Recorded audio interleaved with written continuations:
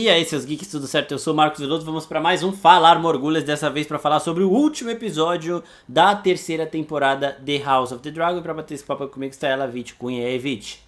Oi, gente, tudo bem? Desculpa fazer atrasar o Falar Morgulhos, foi uma questãozinha de último episódio. Desculpa, o finale, com certeza vocês estavam esperando a gente para falar mal, para falar bem. Vamos descobrir ao longo desse papo, mas estamos aqui.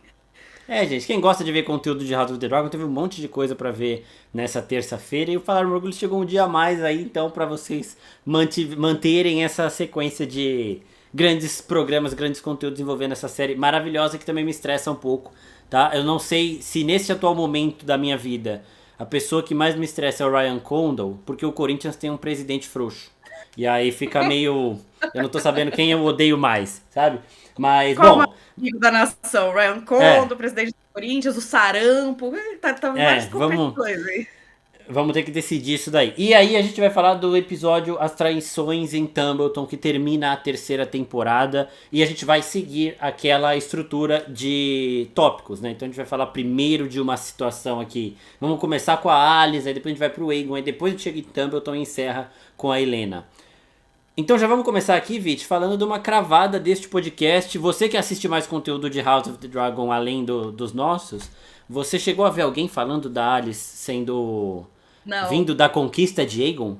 Porque acho que foi tava só até aqui, né? tentando explicar isso pra minha mãe, que é uma pessoa que, assim, amou Cavaleiro dos Sete Reinos, mas House of the Dragon não foi algo que absorveu. Mas eu tava, tipo, no episódio, assim, eu enlouquecendo, assim. No livro, é o que as pessoas, né, tipo assim, o que já era meio conhecido é que é implicado que a Alice pode ser mais velha, porque falam que ela tem 40 anos, mas que ela pode ser de outras épocas. Mas falar que era da época da conquista de Aegon, eu não vi ninguém. Vocês nos comentários, se vocês viram alguém. Eu lembro de assistir uma das lives da Mika sobre, que foi o episódio quando a Alice fala da Reina, de a Mika falar, talvez ela seja a Reina. Só isso. Essa foi a única que eu vi, assim, que pegou. Mas de resto, realmente, acho que a gente pode dizer que nós somos um dos poucos que cravaram, se a gente não viu outros conteúdos e tal. Fiquei muito feliz, porque realmente foi uma cheirada de coca, assim, que a gente deu. Falando, e se ela é dessa linhagem e tal? A gente não cravou, a gente não sabe. Vamos começar falando sobre essa parte.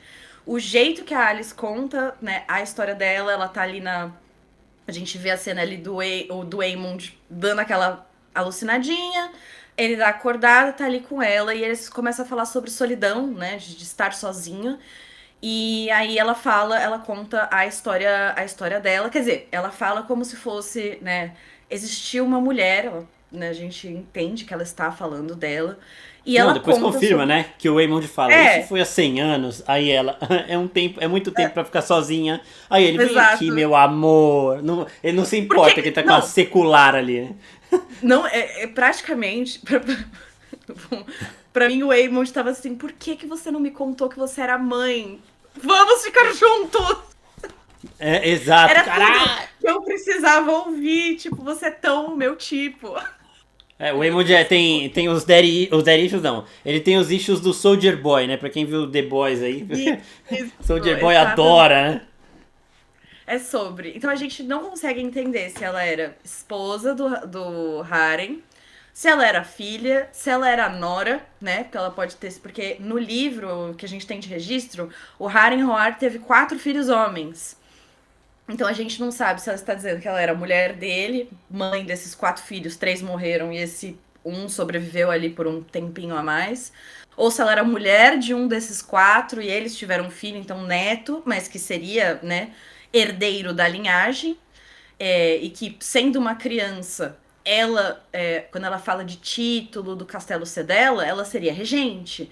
Então, ainda assim, faz sentido falar sobre ela perder o castelo que era para ser dela, ou que era a herança dela e tudo mais. O que a gente especula é que faz sentido ela ser da linhagem direta dos Roar, ou seja, tipo, ter adotado o sobrenome, porque a gente sabe que, diferente assim, quando a gente vê os Targaryen, vocês sabem que na família real não se adota o nome. Então, a Aemma, casada com o Viserys, ela não é Aemma Targaryen, ela é Aemma Arryn.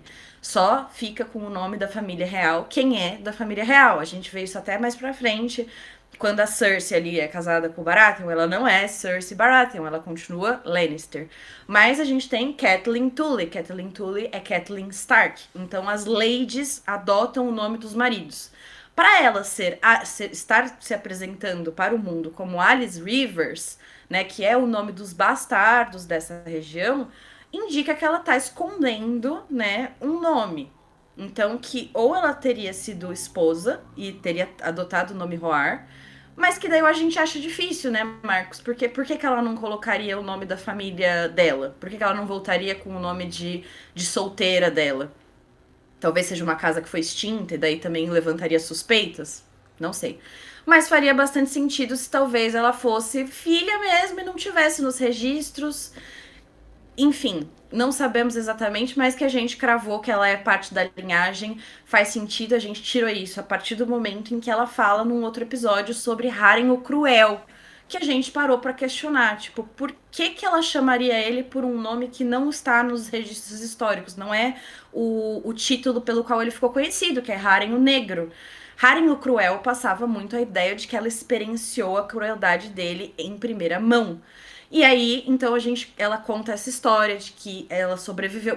Primeiramente, ela sobreviveu. Como que essa mulher sobreviveu também? Porque ela estava ali dentro, enfim, mas conseguiu sobreviver. O filho dela ficou muito queimado. Ela teve acesso para chamar mestres para De todo o tentar cuidar reino. dele de todo o reino, ou seja, tipo, ela tinha alguma conexão ali, mesmo depois desse acontecido, ela conseguiu tentar, né, trazer pessoas de outros lugares para tentar cuidar dele, e quando isso não deu certo, ela se voltou para magias mais antigas, que foi uma coisa que a gente levantou também, de que ela devia ter feito algum tipo de pacto, né, alguma coisa ali relacionada a Harrenhal, que mesmo ela não sabendo, é aquela coisa do a magia sempre tem um preço, que a gente aprende lá com a Daenerys, né? Quando a gente vê ali ela pagando aquele preço para Mirri Masdul sem saber o que ia acontecer, a magia sempre vem com um preço e ela fez ali um pacto sem entender exatamente para onde aquilo iria.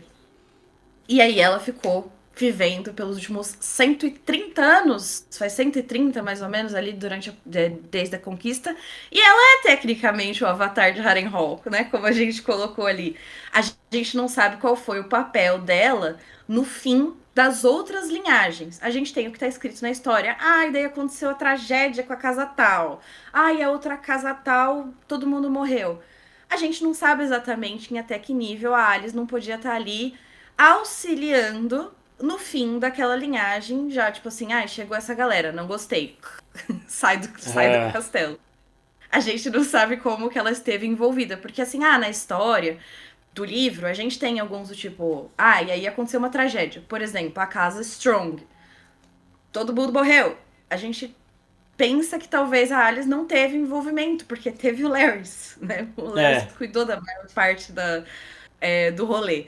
Mas enfim, a gente não sabe até onde Alice Rivers pode ter colocado as mãozinhas dela, do mesmo jeito que ela colocou as mãozinhas dela ali pra subir o Oscar Tully pra posição que ele precisava estar, né? Já que o avô dele não queria se envolver e ela foi lá cuidar dele.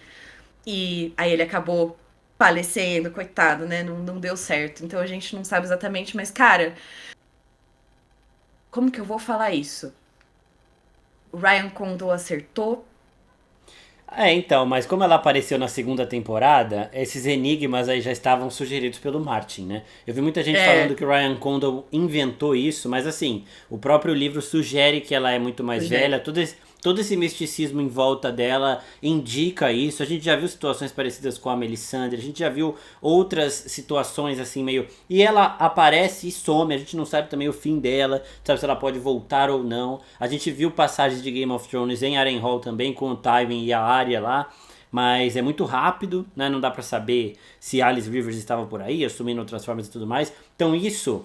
Esses arcos que começaram, esses segredos que começaram na segunda temporada de House of the Dragon, eu tenho pra mim que foi ainda o Martin, tá? Eu acho que isso O daí Martin. não foi uma invenção Foi do um. Ryan Condal, nem nada do tipo. E assim, se a gente passa. O que ela fala, como a Vit disse, fica ambíguo, não dá pra gente entender. A gente sabe que é a linhagem do Aren Roar, que continuaria com um filho dela. Pode ser diretamente, ela sendo esposa dele, ou filha.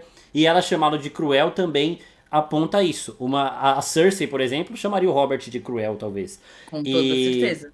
e se ela fosse uma filha que ele renegou ou que ele tirou da história porque ele só queria filho homem, ele achava que isso daí empoderava mais toda a herança, o legado dele. Eu só tive filhos homens e apagasse ela, ela também chamaria ele de cruel, então ela também pode ser essa filha. Por isso que tudo que ela diz ali não anula essas possibilidades.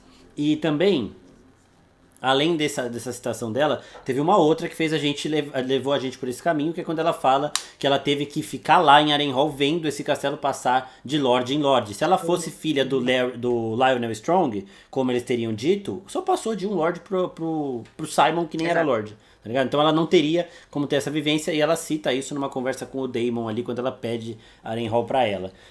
Acho Então, que por isso que ela cravada. tinha uma boa relação com o Lionel também, que é o que a gente também levantou no episódio da Rhaena e no vídeo que a gente fez da Rhaena, de que a Alice provavelmente não teve uma relação positiva com todo mundo que tentou dominar Harrenhal, porque na visão dela, né, é a herança dela. Então, pessoas que estavam ali tentando conquistar, né, tentando, né, usurpar na visão dela o castelo, ela não teve uma boa relação. Mas, por exemplo, o Lionel só tava ali, o Simon Strong só tava ali porque, né, cuidando das coisas. Não tinha Então, ninguém, eu né? acho que eles tinham um bom relacionamento. E é o que eu penso que provavelmente era a relação dela com a Rhaena.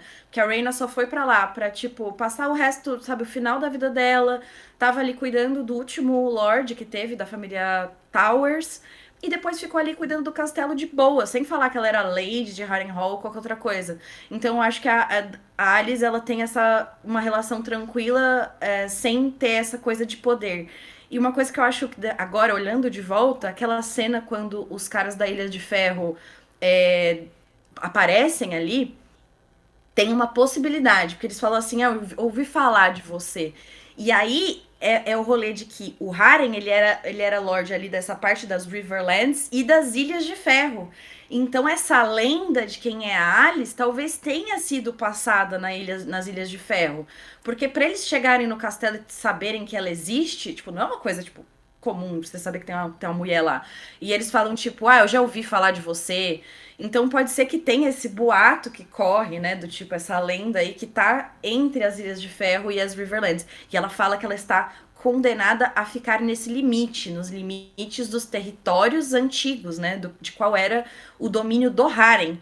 Então a gente pode até descobrir, que tem essas possibilidades. Será que o arco da Alice vai ser encerrado na quarta temporada? Ou seja, né, vão libertar o espírito dela de alguma maneira? Ou isso vai continuar indeterminadamente e a gente só vai descobrir isso se algum dia a gente tiver outros desenvolvimentos de livro e eles resolverem fazer temporadas extras e fica por aí, a gente só fica descobrindo o que ela fez com o Peter Baelish estourando, né, do tipo, ela continua e a gente não sabe o que aconteceu com ela, ou eles vão finalizar isso na quarta temporada de algum jeito. Será que é tipo, se ela tenta cruzar o limite das terras, é o que termina ela? Ou será que algum tipo de magia relacionada a uma batalha específica na região é o que vai libertar ela? Se você me Ou entende, eu ter, não quero trazer spoilers aí. ou ter um novo filho, sei lá, ela deve ter pedido por um filho e ela ficaria ali enquanto ela não tivesse um filho de novo, sabe? Quando Talvez ela ela, tem o ela tem filho. que sacrificar alguma coisa, né? Tipo, pagar um Pode ser. preço. Eu vi bastante gente online falando por que que ela quer ter qualquer coisa com o Aemond, né? Se a culpa, né, da morte do filho foi por causa dos Targaryen. E eu acho que justamente não foi por causa dos Targaryen. Eu acho que ela tem muita claridade nisso de que a culpa foi do Harren. Porque o Aegon Ele chegou não lá e quis falou: sair. Oi, podemos resolver isso de boas. E ele falou, né? Ele, arrogante do jeito que é. Não, caralho, meu castelo, lá lá lá. E ela, tipo, se filha, se esposa, como todas as pessoas ali devem ter implorado pra ele, tipo, por favor, né? Não vamos fazer isso. E ele quis, insistiu e deu no que deu. Então eu não acho que ela vê os Targaryen como uma força inimiga. Eu realmente não acho. Eu acho que ela não tem isso. Eu acho que é realmente o Harem o cruel. Ela vê a culpa realmente direcionada pra ele. Então, eu sei exatamente o que ela quer com o Aemond. A gente sabe se ela tá falando a verdade. Esse papo de solidão dela, de querer companhia, a gente sabe se ela tá falando a verdade? Não sabemos de nada. Ela pode ter intenções bem mais ocultas. Não sabemos que tipo de pacto ela fez, que preço que ela tem que pagar. Será que é a vida do próprio Aemond? É um sangue de família real, que nem a gente até falou? O negócio dos ovos de dragão, como é que isso se desenvolve? A gente não sabe. Vamos ver se eles vão desenvolver isso bem na próxima temporada. O que eu posso dizer é que esse foi um dos momentos que eu mais fiquei, tipo, animada no episódio, que eu falei, caralho, isso foi foda, esse diálogo foi foda, a atriz entregou horrores, eu achei muito bom, o roteiro foi muito bom nessa cena, eu gostei bastante. Até em relação à existência de dragões, né? Porque por ter sido uma lesão causada por fogo de dragão, que ela fala, e fogo de dragão não sara, se Perfeito. a presença de dragões ali mantém ela presa, com os dragões desaparecendo, talvez ela possa descansar, digamos assim. Perfeito. E Interessante. a pergunta que fica, ela vai aparecer no filme da Conquista de Aegon? A mesma Com atriz? toda certeza. Com toda certeza, gente. Se isso não acontecer, eu vou ficar muito decepcionada. Porque a gente até falou. Imagina no filme da Conquista e ela tá lá e ela aparece assim no fundo, tipo, servindo com uma bandeja. Eu acho que talvez seja por isso que eles deixaram ambíguo de quem realmente ela é. Se ela é uma filha bastarda, se ela é uma filha, se ela é uma nora, se ela é uma esposa. E daí a gente só vai descobrir isso no filme. Porque daí, tipo, com certeza vai mostrar. Né, tipo assim, a gente vai ser um filme, vai ser mais de um filme, isso ainda tá Precisa de meio três, em precisa de em três. aberto, precisa. Eu concordo plenamente, precisa de três, ia ser, tipo, tem muita coisa pra acontecer, e eles. Com certeza não é tudo que vai ser adaptado, eles vai ter cortes na história do livro, porque é muita coisa, mas eu concordo que precisa de três, mas, tipo, é impossível não adaptar Harrenhal.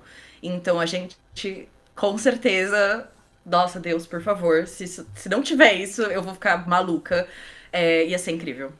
Harrenhal pode ser o fim do primeiro filme, inclusive. Exato, é É, um grande acontecimento pro primeiro filme. é um choque. Bom, então uma cravadinha aqui bem interessante, é uma cravadinha que grandes nomes aí não conseguiram dar e a gente tacou aqui, ó. Tal. E aí a Alice está falando com o Aemond, ele fica mais apaixonado ainda por ela. Ele, ai, vem aqui, meu amorzinho. E aí ele Ai, escuta meu um Deus. dragão chegando. No momento que ele escuta um dragão chegando, ele corre para a parte beirada lá aberta de Harrenhal. E eu quero saber aqui, você achou que era Veigar, que era Sunfire? Com Porque certeza. antes a Rhaenyra fala, não sei, alguém fala que o Aegon foi visto voando no Sunfire, o que pra mim já foi uma surpresa, porque eu falei, ué, o Sunfire já tá voando, né? Achei que ele ia demorar mais pra conseguir Exato! voar. Eu achei que É, ele não tava podendo voar. Eu realmente achei que ele ia ficar lá se arrastando pelo chão por tempo indeterminado, mas aparentemente já pode voar. bom pro Robovelha, que o Robovelha tomou um dano na asa, que foi onde o Carax atacou, então o Robovelha vai se recuperar disso aí, Só provavelmente. dá uma É, dormidinha, que ele vai estar novo. só uma descansadinha, esquecer aquela mendiga lá e pronto. E aí o Aemond vai correndo, achando que é a Veigar, né? E chega o Sunfire, muito foda essa cena. Muito foda.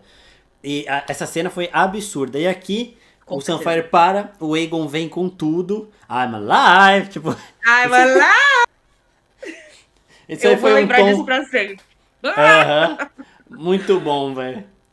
E Nossa, aí o que Tom tá. realmente foi um enorme destaque nessa temporada. Ele arrasou em tudo que se propôs a fazer. Esse moleque Foi. cresceu muito. Não, sério, ele mandou muito bem. Essa vibe do Aegon doido é muito mais interessante. Não tô, gente, tô falando que eu prefiro a série do que o livro. São duas coisas muito separadas. Mas o personagem do Aegon tá mais interessante na Tá. série, tipo, esse que está sendo construído, do que no livro. E eu sinto que finalmente a gente tem pessoas torcendo pelos verdes para efetivamente ter lados.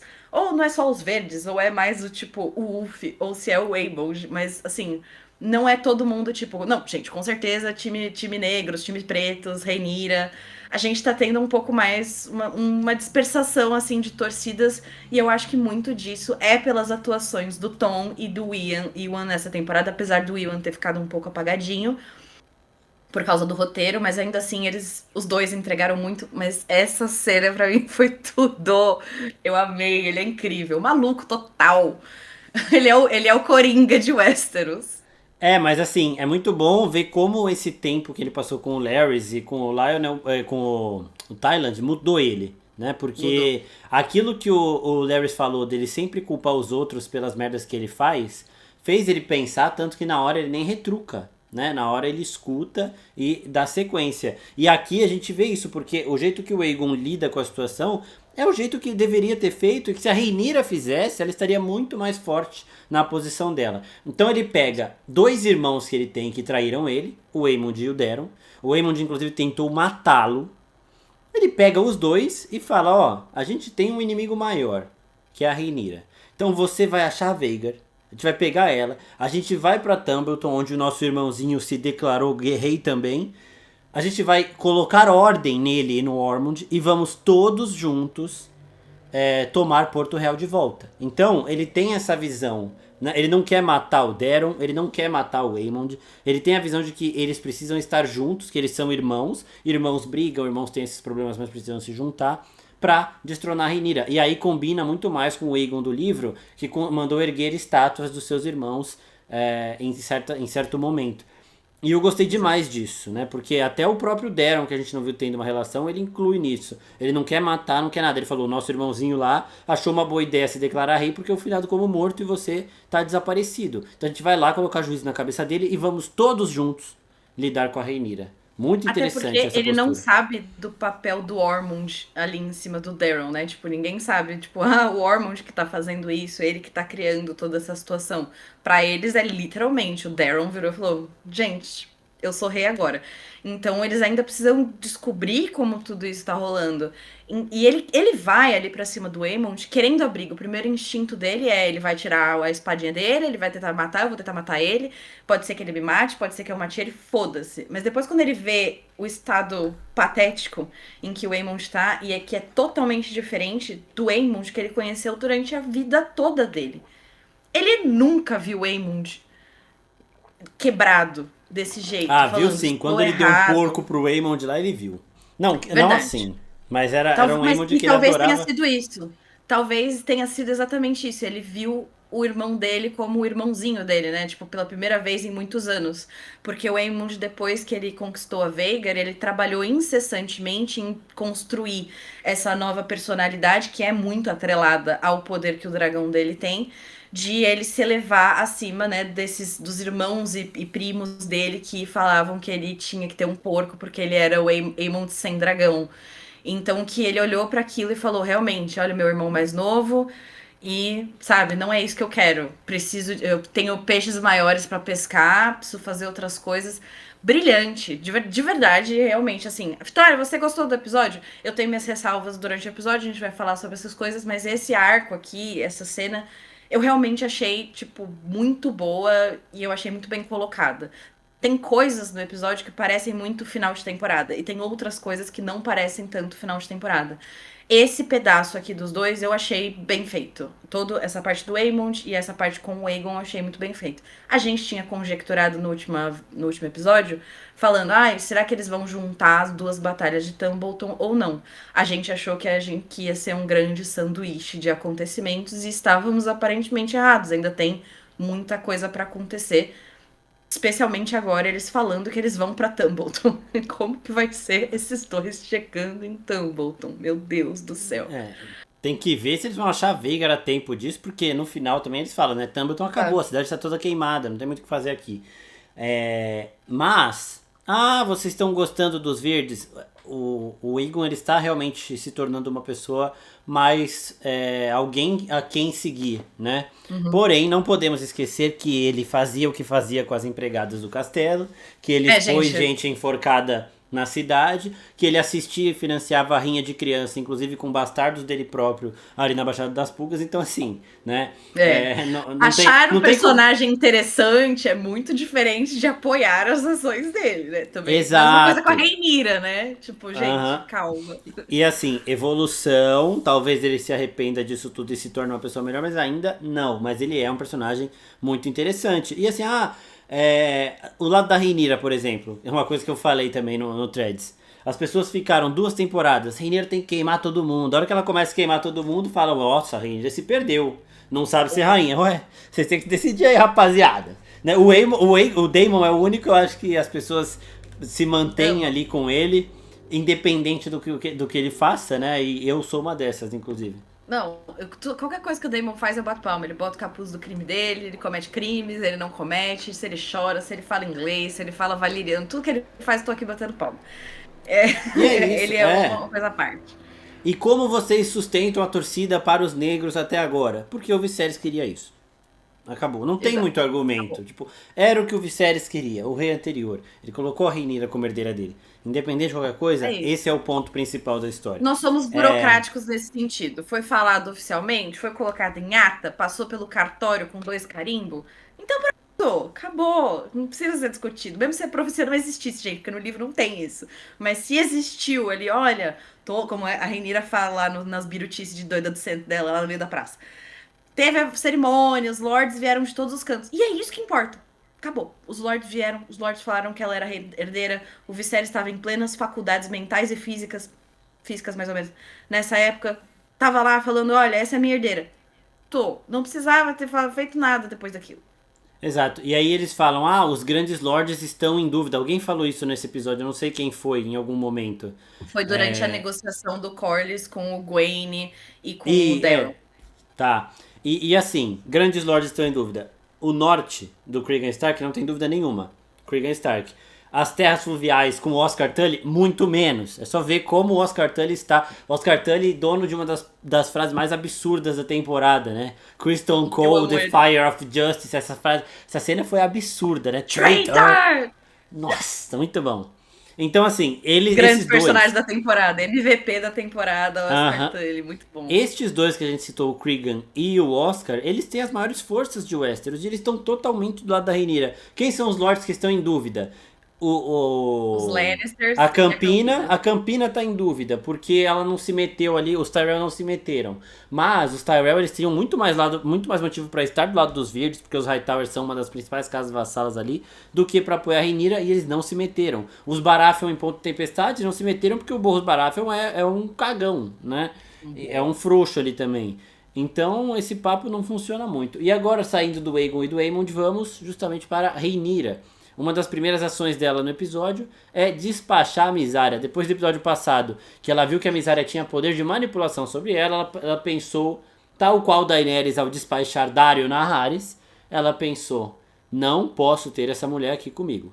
Vai embora. E assim, ela não escrotizou com a Misária, não mandou prender, não mandou matar. Deu ouro suficiente pra Misária ir pra Essos, que é o que a Misária queria em primeiro momento. Quando a Misária chega em Pedra do Dragão e fala pra Rhaenyra, ó, o Daemon prometeu não sei o que, a Rhaenyra fala, pode ir embora.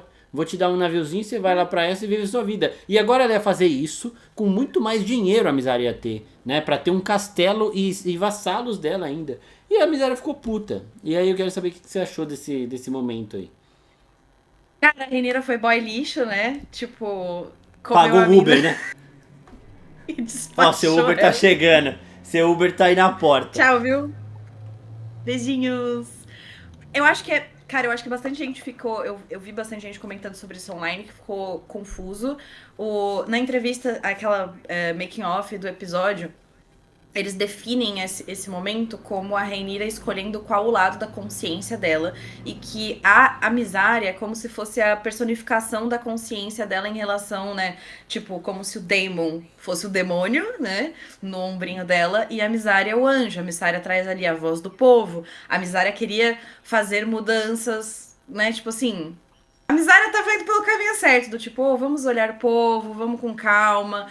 Se você fizer isso, não vai ser muito bem visto. E a Rhaenyra decide ali que ela não pode ter isso, porque ela se importa. O que eu entendi, né, da cena, é que ela se importa, né, com a Misária, Sim. mas que ela não poderia ter essa pessoa julgando ela pelas coisas que ela precisava fazer a partir dali. E aí ela decide remover a Misária de vista, porque ela ia ser um lembrete físico das coisas erradas, ou, entre aspas, questionáveis, que ela precisa fazer a partir dali. Que ela não poderia mais ter essa pessoa que lembra ela que existe outros lados. Porque ali naquela conversa que ela tem com o Daemon, que é uma cena muito bonita, é quando ela decide, né? Quando eles estão ali conversando, antes, Baita quando ele tá se cena. vestindo. A puta cena, depois a gente fala mais sobre esse pedaço dessa chegada dela, né? Que é a abertura do episódio e tudo mais. Mas que ali ela decide o que ela tem que fazer a partir dali pra conquistar o que ela precisa conquistar. Que era o que o Daemon queria. É o sonho molhado do Daemon. Era tudo que ele queria. Que a Rhaenyra falasse, vai, resolve. Eu vou resolver isso depois quando eu pegar o Aegon. Eu pego ele aqui, ó, com as minhas unhas. Eu mesmo vou resolver ele. Então ela... Eu acho que se ela olhasse realmente o olhar, realmente essa divisão desse relacionamento entre elas, eu acho que ela genuinamente gostava da Misária, eu acho que ela sentia ali uma vulnerabilidade e uma compreensão que o Daemon não tinha. O Daemon, quando ela tentava falar das coisas misturadas que tinham dentro dela, dos sentimentos, o Daemon sempre aparecia com, gente, Nova Valíria! Exatamente. Ele começava a Você vai falar em conquistar alto valeriano. Falar, vamos dominar Eles o já mundo. metiam. E a profecia, e você não sei o quê. Então ela não conseguia ali uma conexão com ele desse outro lado mais humano dela. E que existe, porque ela é filha do Viserys. Ela tem essas coisas. E aí ela, né, resolve encerrar ali com a Misária. A Misária fica puta porque é aquilo que a Sylvie tinha falado pra ela, né? É aquilo que outras pessoas tinham já indicado pra ela, que o próprio Daemon tinha falado, de que era pra ela tomar cuidado, porque as coisas não iam correr do jeito que ela imaginava, que ela não tinha poder de verdade. E no fundo é o que a Missária queria, ela queria ser uma força de mudança. Ela pode ser uma pessoa questionável em muitos sentidos, mas ela tava tentando fazer o bem pro povo, né? Dela ser ali uma agente de mudança, de poder fazer parte de ações que cuidassem do povo, e daí ela não é mais isso. E aí, né, na primeira oportunidade ela sai, também ela foge ali da carrocinha porque não é o que ela quer. E aí depois posso até falar na parte de spoilers o que eu acho que vai acontecer com a personagem da Misária. Mas a gente tem o encontro ali dela com a Helena, que daí, a partir do momento em que a Elinda e a Elinda também, tipo, eu acho que elas eram besties, eu acho que elas, tipo, né, conversavam, porque a Elinda, tipo, minha senhora, também não tô entendendo nada. Não sei o que tá acontecendo. E aí ela se despede e tal, e levam ela ali, e é a cena que a Helena vê a carruagem, é a carruagem que vai levar a Misária, aquela com o cavalo branco que apareceu na visão da Helena no episódio passado. E Uhum. ela fala pra Helena, tipo, ela decide do tipo, vou descer pra realidade.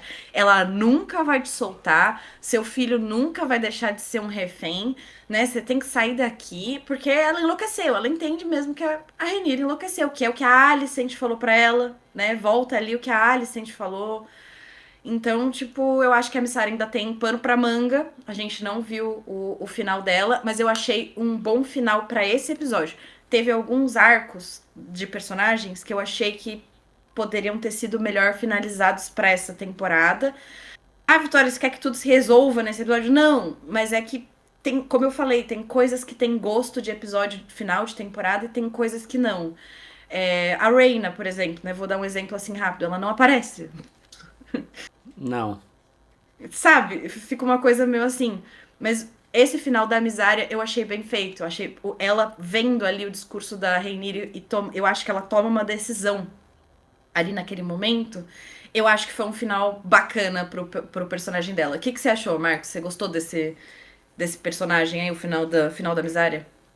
Eu vejo também que ela estava meio preocupada com o que a Sylvie disse, no sentido dela estar gostando da seda, dos luxos, de tudo que do poder, do falso poder que ela tinha perto da rainha, e quando ela fica vê que ela vai perder isso também, ela se revolta contra a Rhaenyra. Ela não é, por exemplo, o Varys. O Varys ele estava ali rondando o trono e quem sentava nele, justamente preocupado pelo povo, né? Pelo povo. Pelo povo mesmo. Só que ela poderia, sei lá, no momento em que ela vê que ela vai perder a influência da Rhaenyra, vai estar também tinha essa vontade de fazer o bem pro povo, mas eu senti isso, eu não achei muito legal ela ter traído a Rhaenyra na primeira chance que teve, que foi falando pra Helena que a Helena ia ser uma eterna prisioneira, colocando na Helena o que faltava pra ela fazer o que ela faz logo no final do episódio. Concordo. E eu achei que a Misária morreria nesse episódio, tá? Eu achei que ela. Quem leu o livro vai entender a mescla de cenários aí. Quem não leu também não vai ter um spoiler, porque é outra situação que já foi resolvida.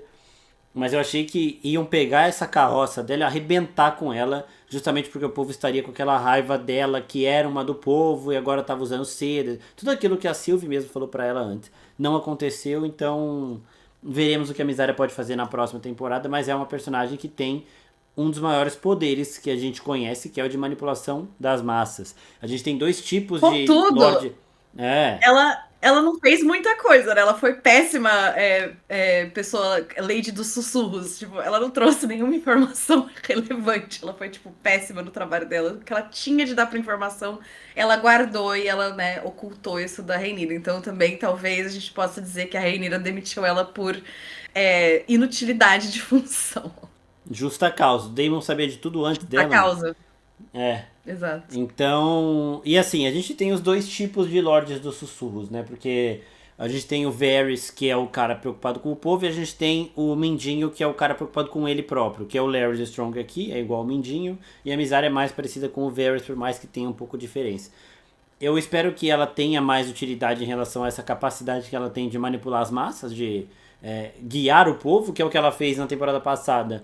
Quando a Rhaenyra queria esse poder, ela ajudou. Então ela colocou lá que o Aemond e o Aegon eles estavam fazendo grandes banquetes enquanto a galera passava fome. Ela ajudou a Rhaenyra a levar comida para essas pessoas. Mas quando a Rhaenyra chega no trono, o grande mérito da Misária de acalmar as massas sumiu. Ela não teve mais essa influência, ela não teve mais esse impacto, então também a Rhaenyra fez certo em despachar alguém que só estava dando mais problema para ela do que solução. A Misária não estava ajudando muito a Rhaenyra do jeito que ela poderia ajudar, e ela era essa fraqueza que a Rhaenyra tinha, assim como o Daario Naharis era a fraqueza da Daenerys, por isso que ela deixa ele lá em Essos e vai embora sem ele. Mais É alguma isso. coisa sobre ela? Não, né? Eu acho que não. Aí a gente fala na parte de spoilers o que a gente pode Exato. conjecturar pra ela pra próxima temporada. Aí nós temos a Rhaenyra. A gente vai falar da Rhaenyra com o Daemon daqui a pouco, mas a Rhaenyra saindo e encontrando com a Baela no corredor. E a Baela agora tá muito puta por conta do Corlys e da Rhaena, né? Quando ela viu o jeito que a Rhaenyra tratou a Rhaena, e aí entra um pouco da visão que o Aegon teve da guerra, da Rhaenyra poder ter usado o Roubo-Ovelha a favor dela, ao invés de ter despachado o dragão. Faltou na Rhaenyra essa frieza que o Aegon teve de pensar no cenário maior e de não subir tanto no salto, que a Rhaenyra tá bem arrogante, né? E aí a Rhaenyra despachou a Rhaena, despachou a Roubo-Ovelha, perdeu um dragão do tamanho do Caraxes, olha isso, deveria ser, sei lá, Vermitoras, a Prata, Caraxes e Roubo-Ovelha seria o quarto maior dragão que ela tem ali à disposição e ela simplesmente abriu mão. E aí a gente tem uma outra cena de interpretação muito boa, tanto das duas ali, né? A Rhaenyra tá muito... E quando ela pega a cara da Baeley e fala Insolent Child, eu falei, caralho, isso foi muito foda. Lindo! Foi. Esse momento foi foda. Foi foda. Eu gostei dessa exposição da Beyla, porque faltava.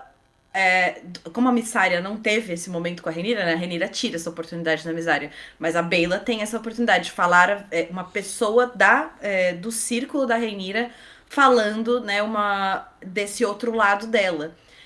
Que assim, se a gente pra pensar, às vezes é quase que um exagero, né? Do tipo, porra, você usa as pessoas. Mano, tipo assim, você foi lá, aí você prendeu ela num quarto, e aí ela, sabe, tipo, se você olha pra Beyla especificamente, não faz tanto sentido essa análise que ela faz, porque, tipo, a Rhaenyra foi até de boa. Tipo, ela foi.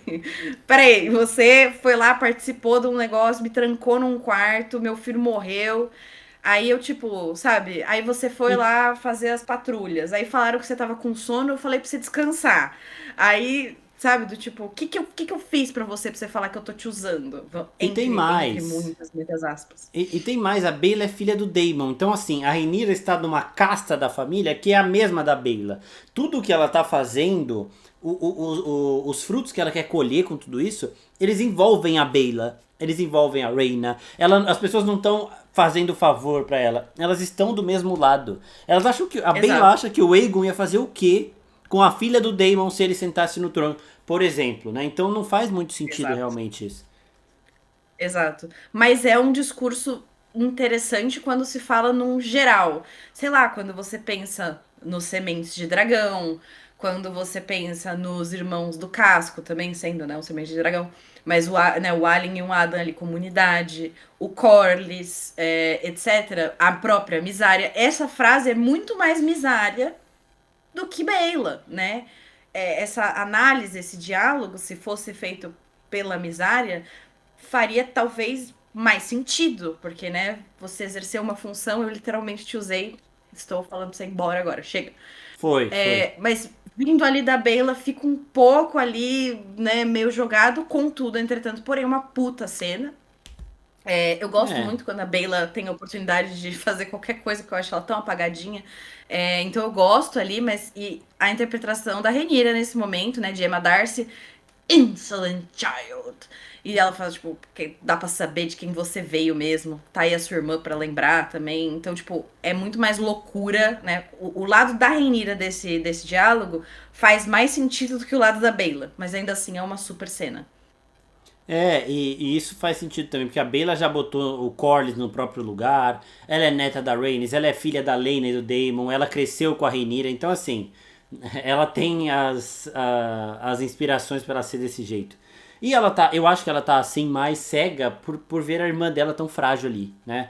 A irmã dela que conseguiu um dragão, a Bella viu o sofrimento da Rhaena por não ter um dragão. Quando ela consegue, a Rhaenyra tira isso dela. Então, eu meio que entendo o motivo dela não ter pensado, não ter sido racional nessa disputa que ela teve. Sim. E aí, saindo da Beyla indo para Alyn e Adam, nós temos aqui os irmãos e o Alyn mudou bem, né? Eu acho que ele tá meio que num processo de tentar se provar pro pai. O Corlys pediu para ele servir a rainha e ele tá fazendo isso da melhor maneira possível que ele acredita. Mas chegar a ponto de matar o Alto Septão, eu achei... Eu falei, não que eu questione, porque no episódio que o Septão botou a Rhaenyra lá na contraparede, o mesmo Septão que não teve nenhum problema de ignorar os pedidos do Viserys e proclamar o rei, o Aegon como rei ali, todo mundo falou, ela tinha que ter matado esse cara, e agora ela mata, né? E aí, o que você achou do Alyn ter feito isso, sabe? Dessa mudança que ele tá passando, assim. Cara, eu acho, ao mesmo tempo em que tem um lado meu que achou essa mudança de comportamento dele um pouco rápida, ao mesmo tempo eu acho que até que foi bem trabalhada, considerando os episódios que a gente teve, né? Essa evolução dele ao longo dos episódios em relação ao pai dele, a discussão do Corlys com o Corlys falando sobre lealdade dele, tipo, mas você me abandonou por muito mais anos, a Rhaenyra tá me dando atenção. Teve momentos entre os dois em que, tipo, eles tiveram aproximação. Então, considerando o tempo que a gente teve, eu acho que teve um bom desenvolvimento em que o Alien tá muito mais indo pra, tipo, a Rhaenyra é um caminho. Eu me sinto mais acolhido, entre aspas, pela Rhaenyra do que pelo meu pai, né? Ali dizendo mais ou menos desse jeito. E aí eu gosto do momento em que tá ali, quando a galera dos Velaryon tá chegando, e eles, tipo, quem é você? Eu, tipo, sou o futuro Lorde das Marés, sou filho do Corlys, e os caras já ficam... Achei foda, achei que ele, né, deu a crescida ali. Aí o irmão dele vem pra lembrar ele, tipo, mano, o que você tá fazendo? Eles prenderam a Beyla. Ele fala assim, a mina que a gente gosta. E ele, tipo, sim, mas foi o que a Rhaenyra aprendeu. Contudo, essa cena do Alto Septão eu achei um pouco demais. Ser ele a pessoa a matar. Porque se o Corlys estivesse ali, o mão do rei, a mão da rainha, nunca seria a pessoa a tirar a espada. Ele estaria presente, mas, tipo, seria um guarda aleatório ali pra, tipo, efetivamente enfiar uma espada numa figura proeminente. Tipo, ser ele. Não sei se fez tanto sentido assim. Pensa se fosse o Corlys. Eles chegam lá. Tipo, você acha que o Corlys ia ser a pessoa que ia tirar a espadinha pra, tipo, Então, sabe? Não eu ia fazer gosto, sentido. eu gosto no sentido dele ter sangue valeriano e a Rhaenyra falar, você responde a deuses muito É, maiores. Porque essa frase foi foda. porque um outro, alguém ali que não fosse um Velaryon ou um Targaryen, um Celtigar que também não ia ter sentido nenhum, não É, teria não teria essa vertente, né? Você responde a deuses valerianos. Os dragões seriam os deuses maiores também. Então, os seus deuses não se limitam a isso. Essa cena foi muito foda. E aí foi é que foda. ele Esse age. diálogo foi foda. Porque primeiro que a Rhaenyra fala dos 6 dragões, e aí o Septão responde com os 7 deuses. E aí depois que o Alien fica meio... Six, Seven, né? Aí depois que o Alien fica meio receoso, ela fala, Para! você vem da antiga Valíria, você responde a deuses maiores. E aí o Alien toma essa coragem e vai, né? Eu gostei, Eu acho que é gostei. muito de reconhecimento, né, dele. Tipo, mesmo que a frase seja relacionada a quem você responde, ela tá ali reconhecendo que ele é parte da mesma linhagem que ela, apesar de ela, né, não ter deixado o Corlys dar o sobrenome, mas ela tá ali afirmando, tipo, você e eu respondemos a É. coisas diferentes, nós juntos. E é isso que joga ele de fato pra tomar essa decisão. Então, E apesar pode ser de, nessa. assim, pode falar. Pode ser Os dois nessa ficam. que ele consegue o nome Velaryon, né? Pode ser nessa fidelidade meio cega que ela vai chegar e vai falar: Alyn Velaryon, você é o mão do Eu rei. também acho. Talvez quando o Corlys voltar, ela passe a mão do rei pro Alyn mesmo. E tipo assim, já Alyn Pode ser. Velaryon, né? Então. Uhum. E o Adam, eu vi gente falando, mais um aí que vai trair a Rhaenyra. Nem o Adam nem a Bella vão trair a Rhaenyra, gente. Não é isso. O negócio não é esse. O negócio é você meio que ter também uma capacidade de argumentar. Se não é algo que você está sentindo certo, se você é a mão da rainha, você vai lá e fala para ela. Você não vai obedecer cegamente. Mas eu gosto de como o Alien se posiciona como o irmão mais velho. Essa cena que ele fala que ele é o futuro Senhor da Maré, tem até um cara que pega a espada, né? Porque, tipo assim, alguns Uhum. poderiam considerar isso uma traição. Mas eu gosto de como ele se posiciona. Eu gostei, é uma evolução de personagem que a gente não estava esperando. O Alien ele sempre era Não, muito tímido, né? Ele era alguém que não tomava esse tipo de atitude, por mais que sempre foi falado que ele era um cara que dentro dos navios era o mais proeminente, ele que salvou o Corlys na era muito primeira vez, tal. talentoso. Mas ele era Digo meio. mais, te dou a minha mão esquerda, já que eu uso mais a direita, que ele vai aparecer não vai mais raspar esse cabelo não na próxima temporada. Que tal? Ia ser da hora. Ia ser da Ia ser hora bom, hein? os Tá? traços Eu ia gostar. valerianos ali. Uhum. Deixa aparecer. Deixa aparecer que a gente quer ver esse cabelinho branco. Isso Eu daí ia gostar. ia ser interessante também. E aí, nisso mesmo que a Rhaenyra acaba com o septão ali, a gente tem a entradinha dela e do Joffrey, o Joffrey andando igualzinho ela, achei muito fofo. E antes da gente falar então do discurso dela, vamos falar dela conversando com o Daemon, porque aqui ela tá tendo, no começo do episódio, um ataque de pânico porque o Aegon voltou, né? Falam que avistaram ele, que ele queimou os Moton e tudo mais. Só que logo depois ela é colocada na realidade, e aí sim, 3 temporadas depois, ela se torna a Rhaenyra mais Daemon do que a Rhaenyra mais Viserys. Ela sempre transitou muito entre esses dois lados, e essa indecisão dela de qual lado ela deveria seguir era alguma coisa que segurava muito ela. Né? Não é que é errado o lado tal e é certo o lado tal. O problema é você ficar no meio dos dois, não saber para onde você vai. E aqui ela decide pro lado do Daemon. Depois que ela é colocada de volta no eixo ali, ela mesmo. Ela tá lá, meu Deus, o Aegon voltou. Você vai pra Tumbleton. E ela começa a falar em valeriano também. Quando ela fala Tumbleton em valeriano, é absurdo. É absurdo. Dumbledore. Ui. E aí ela fala, lide com a situação e não faça com que eu pareça um monstro. E o Damon, vai ser uma honra, não sei o que, não sei o que. Eu achei isso realmente muito gratificante. E aí ela está ali se armando, né? Colocando uma armadura para ser apresentada e agora passar uma outra imagem ao povo. Porque no começo da temporada, quando ela foi ter essa coroação ali, a Elinda Massey fala: nós não queremos passar uma mensagem de uma rainha guerreira, então não seria bom você estar com uma espada. E aqui ela já vai total de armadura, porque ela já mudou a mensagem que ela quer passar e a imagem que ela quer que o povo tenha dela. Teve gente falando que supostamente essa armadura, do mesmo modo que o Aegon supostamente usou a armadura do Aegon o Conquistador, Deus, por favor, que melhorem essa armadura no filme, porque eu odeio aquela armadura que o Aegon usa. Tipo, achei ela muito chinfrim, parece feita de papelão. Odeio ela. Espero que eles mudem, mas falaram que essa armadura dela seria herança da Visenya. É uma armadura legal, mas eu acho que a Visenya tinha que usar um negócio mais interessante. O que me falta é eu ver riquezas, né? A gente falou sobre isso durante a temporada toda. Eu sinto que os figurinos, apesar de muito bem feito, quando você vê os detalhes, não é que o trabalho não foi bem feito, mas, tipo, eu almejo por, tipo, visuais de figurino mais impactantes, que mostrem mais a heranças valerianas, coisas diferentes. Então, se for transitar isso pra conquista, se essa realmente for a armadura da Visenya, eu não gosto muito, queria ver uma coisa mais. Pá, Valíria, tan, tchan. Queria ver uma coisa mais legal. Eu também espero que não, espero que tenha sido um improviso ali rapidão pra ela. E as figurinistas falaram que a Rhaenyra não vai mais usar vestidos, né? Então elas deram aquela entrevista após episódio, elas falaram que depois da Rhaenyra ser constantemente lembrada de que ela não é um homem, de que ela não tem força o suficiente pra governar, ela vai sempre Sim. agora se posicionar com roupas de guerreiro, né? Com Ela armadura. esconde até o cabelo, essa É, essa cota que ela coloca por cima esconde até o cabelo, ela tá de calça, então ela vai cada vez mais ocultando signos que conectam ao feminino. Isso eu achei bem interessante pra esse visual dela, é bem legal.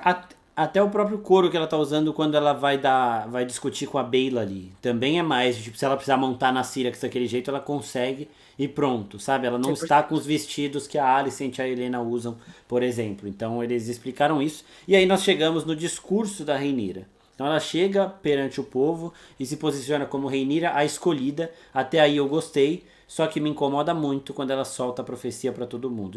É. Isso daí é algo que o Martin não, porque assim, a inserção da profecia nas ações dos Targaryen faz sentido, a gente já falou disso várias vezes, e faz sentido ela não Sim. ser documentada em Fogo e Sangue, porque Fogo e Sangue é do ponto de vista de pessoas de fora. Quando o Ryan Condal pega isso, e aí ele vem em entrevista falar que ele, ai, eu sou a pessoa no mundo que mais leu Fogo e Sangue atualmente. Ai, meu Deus. E aí ele faz uma coisa dessa, a gente percebe que ele pode. Sei lá, ele deve ser tipo os fãs da DC que amam o Zack Snyder. Não todos os fãs da DC. Os que amam o Zack Snyder, que são geralmente as pessoas que veem as figurinhas e não leem os pormenores ali, sabe? Parece que o Ryan Condal é isso também, porque ele colocar a Rhaenyra jogando essa profecia pra todo mundo não faz sentido. Ah, mas ela falou em valeriano. Tudo bem então. Não, ela falou em valeriano uma frase, né? Tipo assim, o Tipo, resto tá ela ali. falou, exato, e o problema é que aí todo mundo sabe, então aí não teria como não O estar Orwyle documentado. tava ali do lado. O Orwyle tava ali do lado e o Orwyle é uma das fontes de fogo e sangue. Gente, nada fez essa cena. Eu pausei e eu falei, não.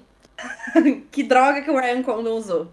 Gente, desculpa. Isso pra mim é o que me fez não falar. É uma das coisas, né? Que me fez falar, não, isso pra mim me quebrou. O episódio, assim, eu falei, não, não, desculpa. Tem o quê? Quantas pessoas nessa praça? 500, 400? Mais pessoas proeminentes ali, né, da corja ali dela, com o Orwyle, com o Thorin Manderly. E eles se olham ainda, ou seja, as pessoas ouviram o que ela falou. Falou de ameaça do norte, que precisa estar sendo. Ela literalmente conta a profecia. Depois dela ter feito aquela cena com o Joffrey, até ali eu tava. Ok. Ela tá ali na liteira contando pro Joffrey, porque é a função dela, né, fazer isso, passar pro herdeiro dela de um jeito muito tosco, porque o menino parece que nem tá ali mentalmente, ele só tá, né, não tá nem em espírito, ele não abre a boca e tal, coitado. Não Mas tá entendeu ali nada. fazendo esse momento, não entendeu nada, tipo, parece que ela nem tá contando direito, porque esse momento em comparação com o momento dela com o Viserys, sabe, de ter toda uma intimidade ali, por exemplo, se ela tivesse contado isso no quarto pra ele, Ou eu não dela com o sei, Jace foi também, tudo né?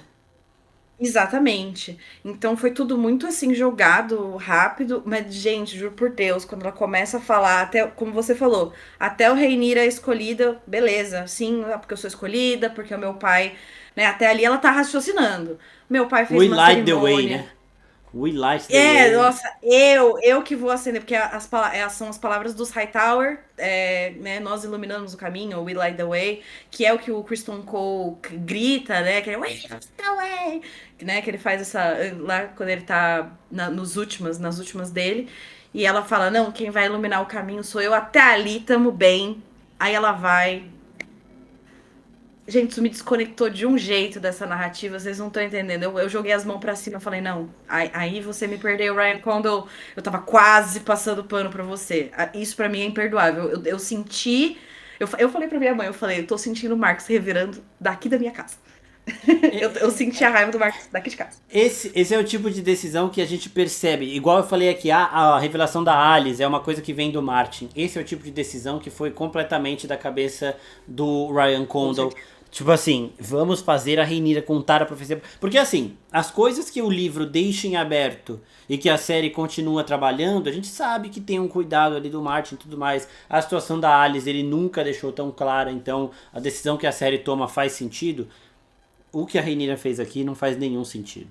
Não tem como Nenhum você sentido. chegar ainda e falar, eu leio o livro, eu li o livro mais do que todo mundo, e ele ainda falou que ele acha que essa terceira temporada está muito próxima do que acontece no livro. Simplesmente a cena mais impactante aqui, não de batalha, né, do episódio, ele jogou tudo pro alto. Todo o cuidado que o Martin teve em colocar essa profecia como algo exclusivo de rei para herdeiro, que a gente sempre falou que justificava não estar nos relatos, ele jogou pro alto. E aí, Jogo muito pronto. eu prefiro seguir tirando isso. Isso aí não aconteceu. Sabe? Porque se a gente for considerar o que o Ryan Condal fez aqui, ele acabou com um dos alicerces aqui que conduziam essa série, sabe? Exato. É muito Porque porco essa decisão. o que a gente fala desde o começo de House of the Dragon é que, beleza, desde o começo a gente sabe que a série é uma coisa, o livro é outra, a série foi baseada no livro, vai ter elementos, né, e elementos, escolhas narrativas e escolhas narrativas. A gente entende isso, 100%. Só que aqui a gente tá falando de uma série de TV, que é uma série prequel de Game of Thrones, certo? Beleza. Em Game of Thrones, ninguém sabe porra nenhuma dessa caralho dessa profecia. Certo? Assim, do tipo, tem a profecia que vem de outras culturas, o papo do príncipe que foi prometido, porque a Melisandre fala, porque não sei quem fala, mas assim, isso não chega, não é um conhecimento público, correto? Correto. Você está me dizendo que neste universo, fora dos livros, inspirado nos livros, que não segue, porque a gente também sabe que Game of Thrones saiu totalmente, antes mesmo dos livros, né, do material dos livros terminarem, divergiu da narrativa em diversos pontos. Teve coisas que foram adaptadas, teve coisas que não foram.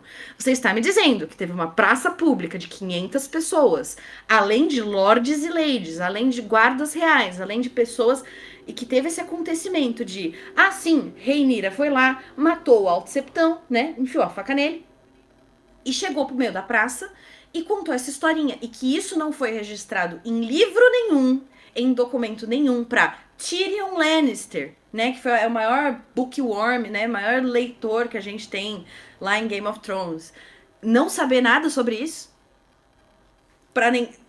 Você entende? É isso que é enlouquecedor pra gente. A gente não é aquela coisa dos livros puristas que querem que tudo seja idêntico e etc. Eu sou a favor da adaptação. Eu sou a favor de novos formatos de narrativa. A gente entende que tem coisas que vão ser adaptadas e não. A gente entende que tem coisas que vão ser mais interessantes contadas de um jeito ou não. O plot da Alice tá aí pra isso, pô. Pegou um bagulho do livro, transformou em outra coisa. A A Reina. decisão a Rhaena, a decisão do Laenor lá na primeira temporada de ser uma coisa ou outra, que dá, o que deixa em aberto. Agora, gente, não tem como justificar um papo desse. Isso desbanca qualquer tipo de justificativa de, mas isso acontece só na série. Não tem como! Não faz sentido. Tipo, o Varys estaria falando isso. O Varys que era super a favor do povo, cuidar do povo. Como que caralhos isso não teria chegado no norte? Ela fala de uma ameaça que vem do norte. Como que o povo não ia começar a falar sobre isso? Do tipo, que ameaça que vem do norte, gente? A gente tem que ter medo dos caras do norte? O que é essa ameaça? Vai rolar um preconceito contra pessoas do norte a partir disso? Porque eles não sabem exatamente o que é. Não, você ouviu aquele papo? A rainha apareceu lá e falou que tem um perigo rolando. Que perigo é esse? O apocalipse vai chegar? Isso que não faz sentido, gente. Não, não consigo. Eu não consigo. Não. Isso pra mim. Acabou com o episódio, gente. Ia ser um episódio muito bom se ela tivesse parado de falar. É. Rhaenyra é escolhida, eu sou escolhida, meu pai falou que eu era escolhida. Excelente cena. Acabou. Pronto, acabou. Mesmo que tenha matado o Alto Septão, o Maegor e a Viserion estão lá assim, ó. Do inferno. Yes! Faz Daemon isso também, né? mesmo. O Daemon aqui, ó. Tipo, yes.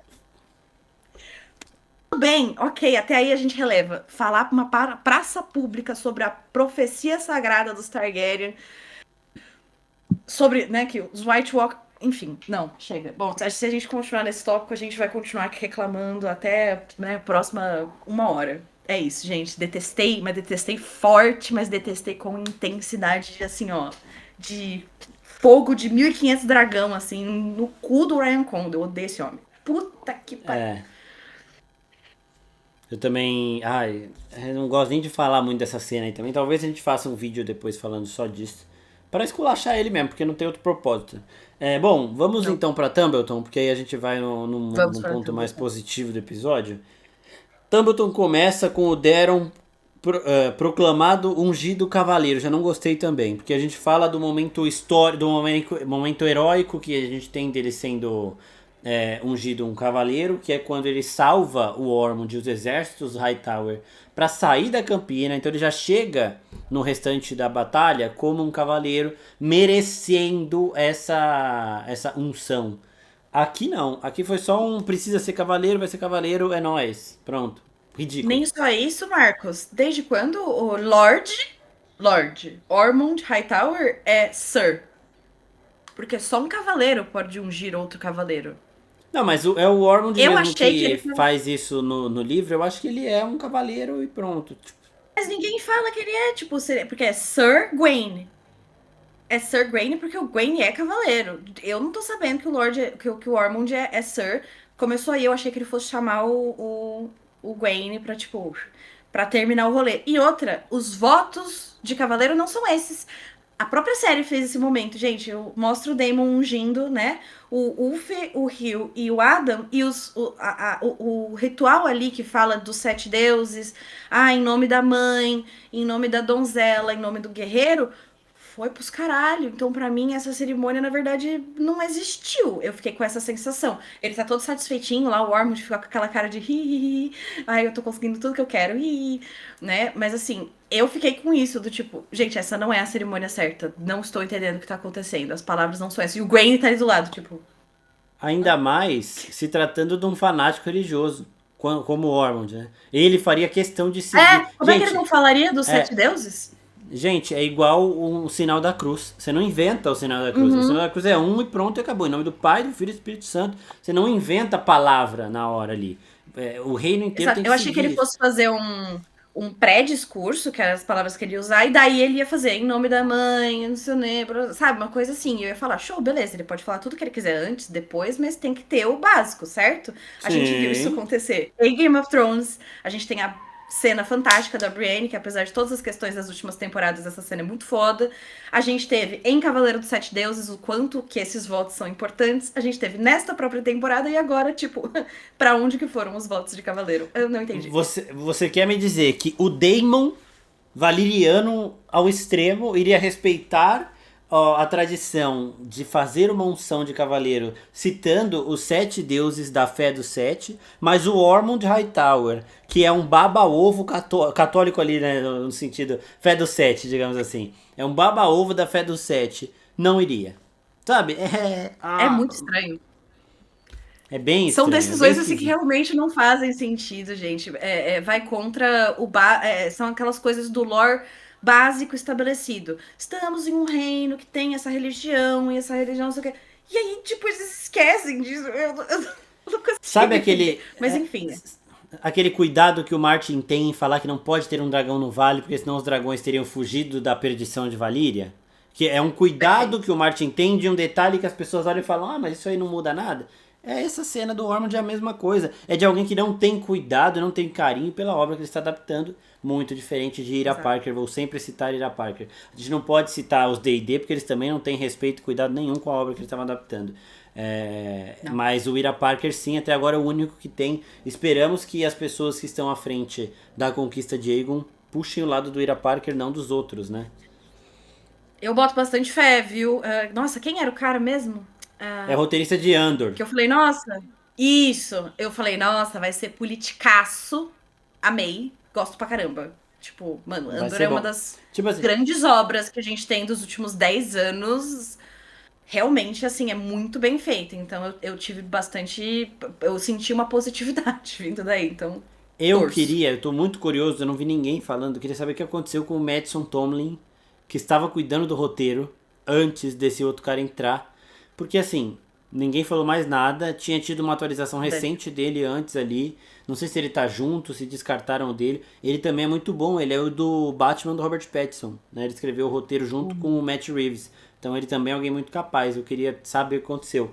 Mas o Ryan Condal aqui é sem condição e a gente tem outros momentos em Tumbleton mesmo. Porque logo depois disso acontecer, o Gwen vira e fala pro Daron, ó, o Ormond tá perdido, não sei o que, vamos resolver nós. E aí ele simplesmente pega e leva o Corlys pro Daemon. E aí entre o Gwen e o Daemon tem uma conversa de, nós não nos conhecemos antes. Só que no primeiro episódio da história de House of the Dragon, o Daemon tá lá no torneio das justas, o torneio em nome do filho do Viserys que ia nascer ali da Aemma.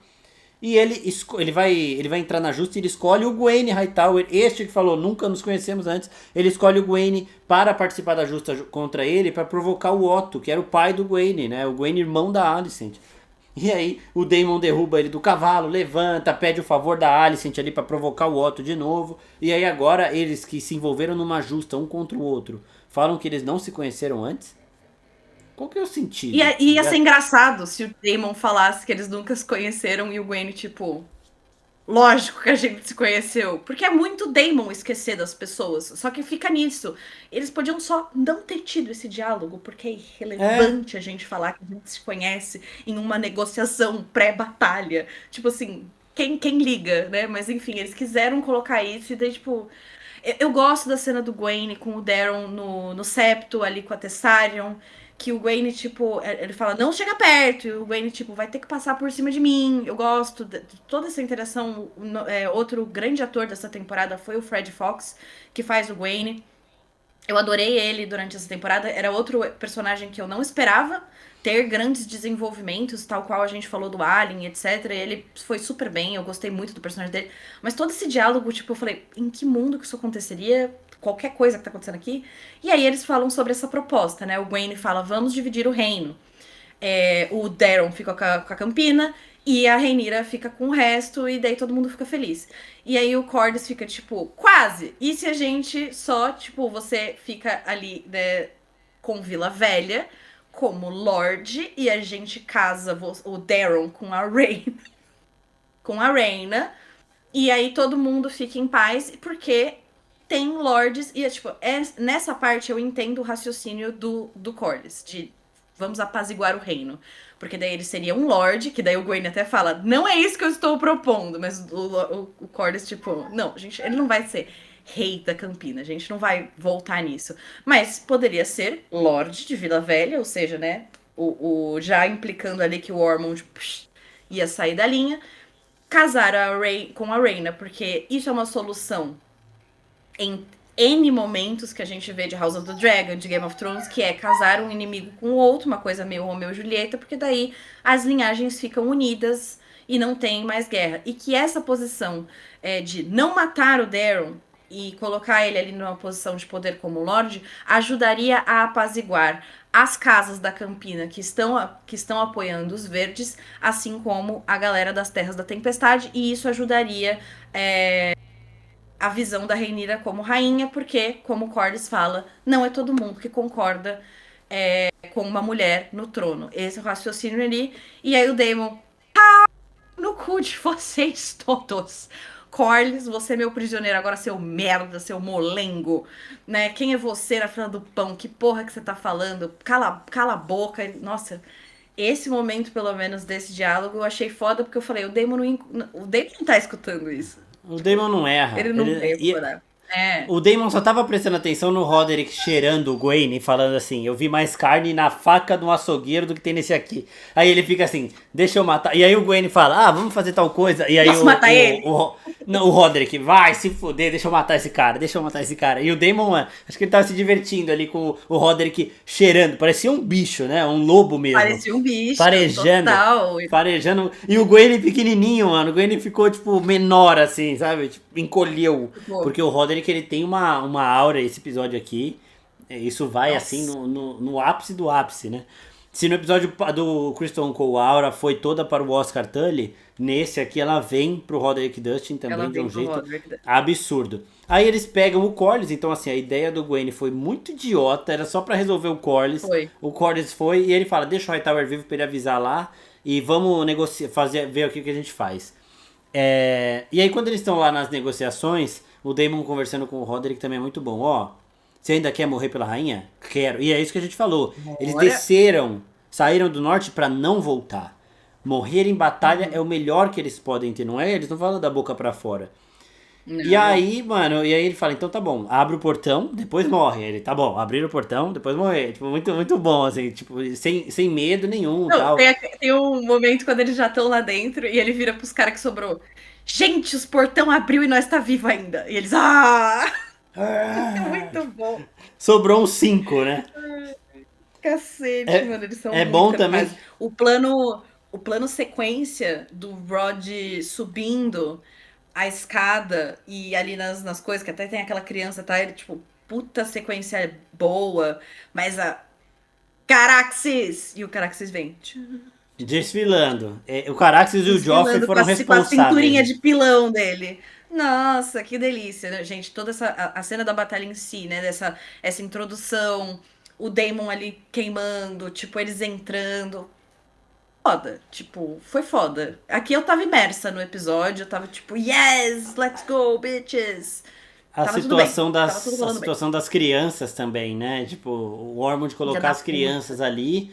E aí, tipo assim, quem é o vilão? É quem colocou ou quem vai queimar a região com crianças ali, né?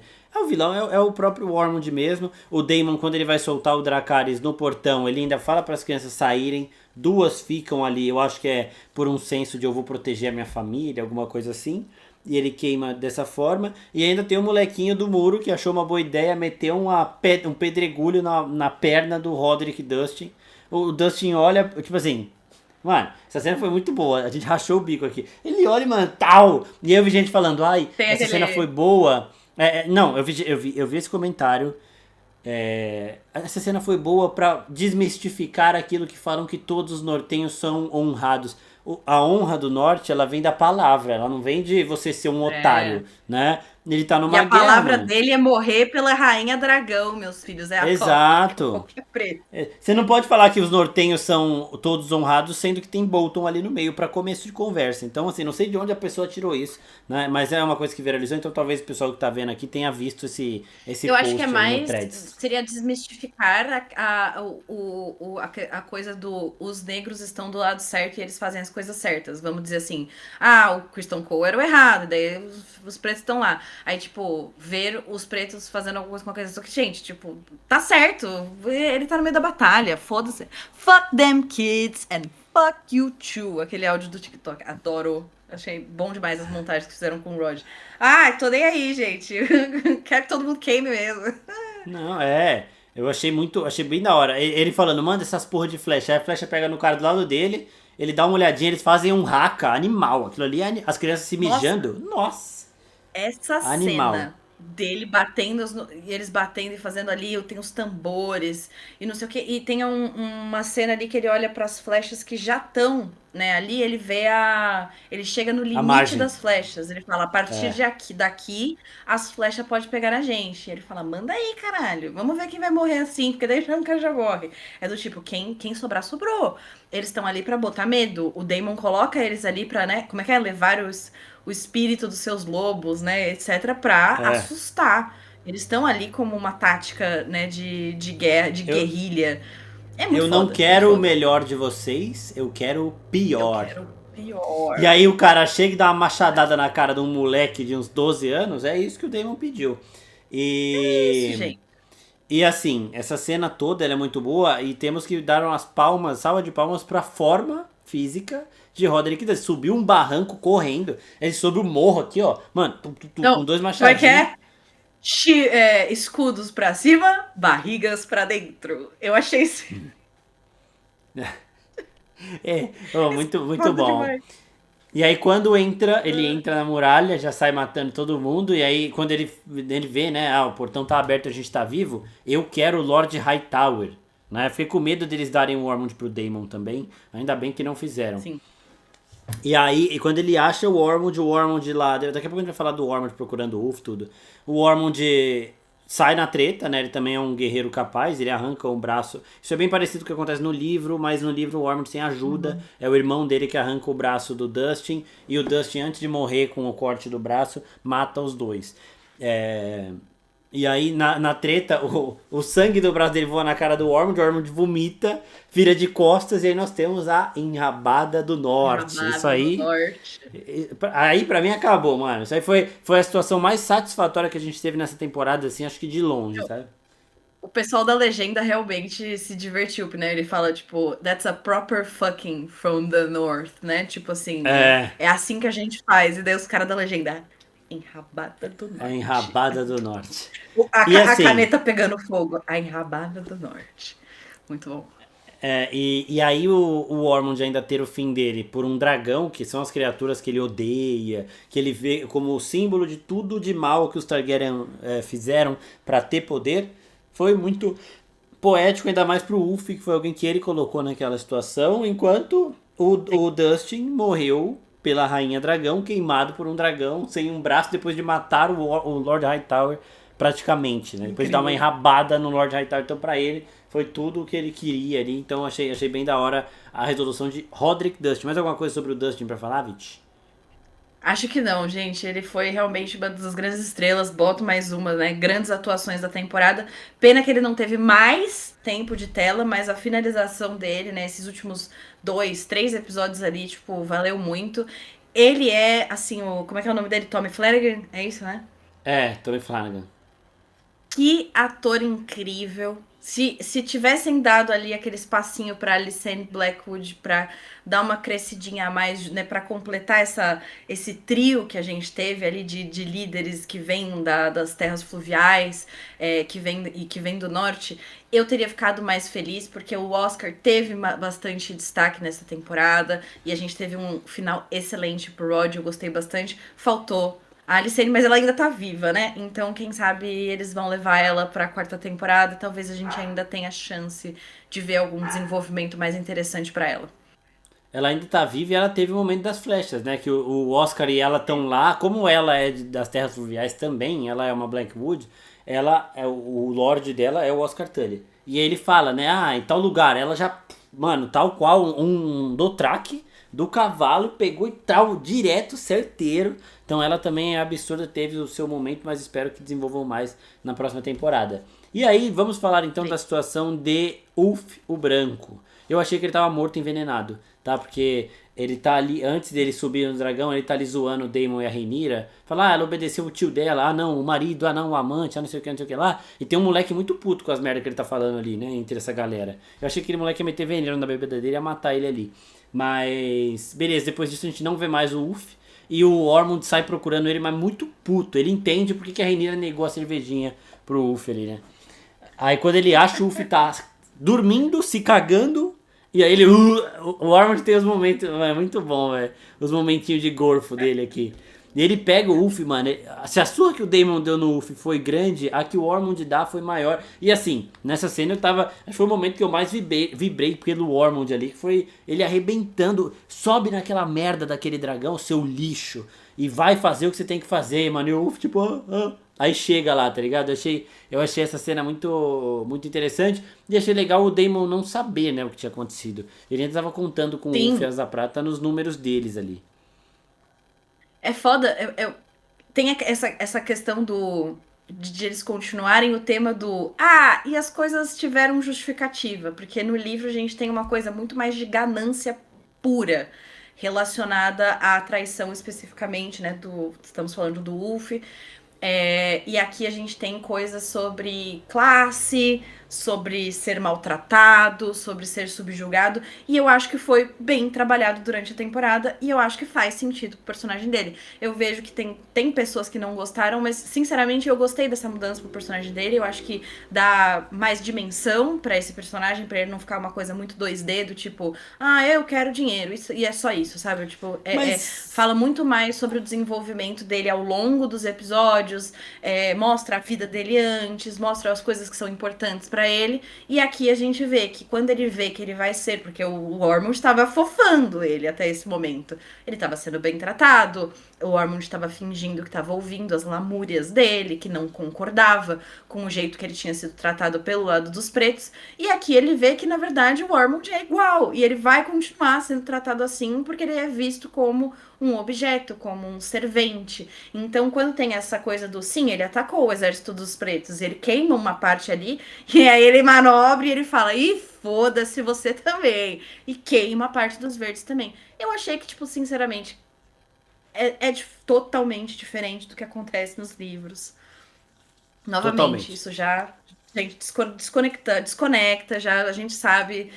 Pra quem sabe o que acontece na primeira Batalha de Tumbleton, na segunda, enfim, a gente não sabe como as coisas vão se desenvolver a partir de agora, mas falando especificamente do UF, não é assim que acontece, não vou dar detalhes porque conecta-se com coisas que ainda vão ser desenvolvidas na próxima temporada.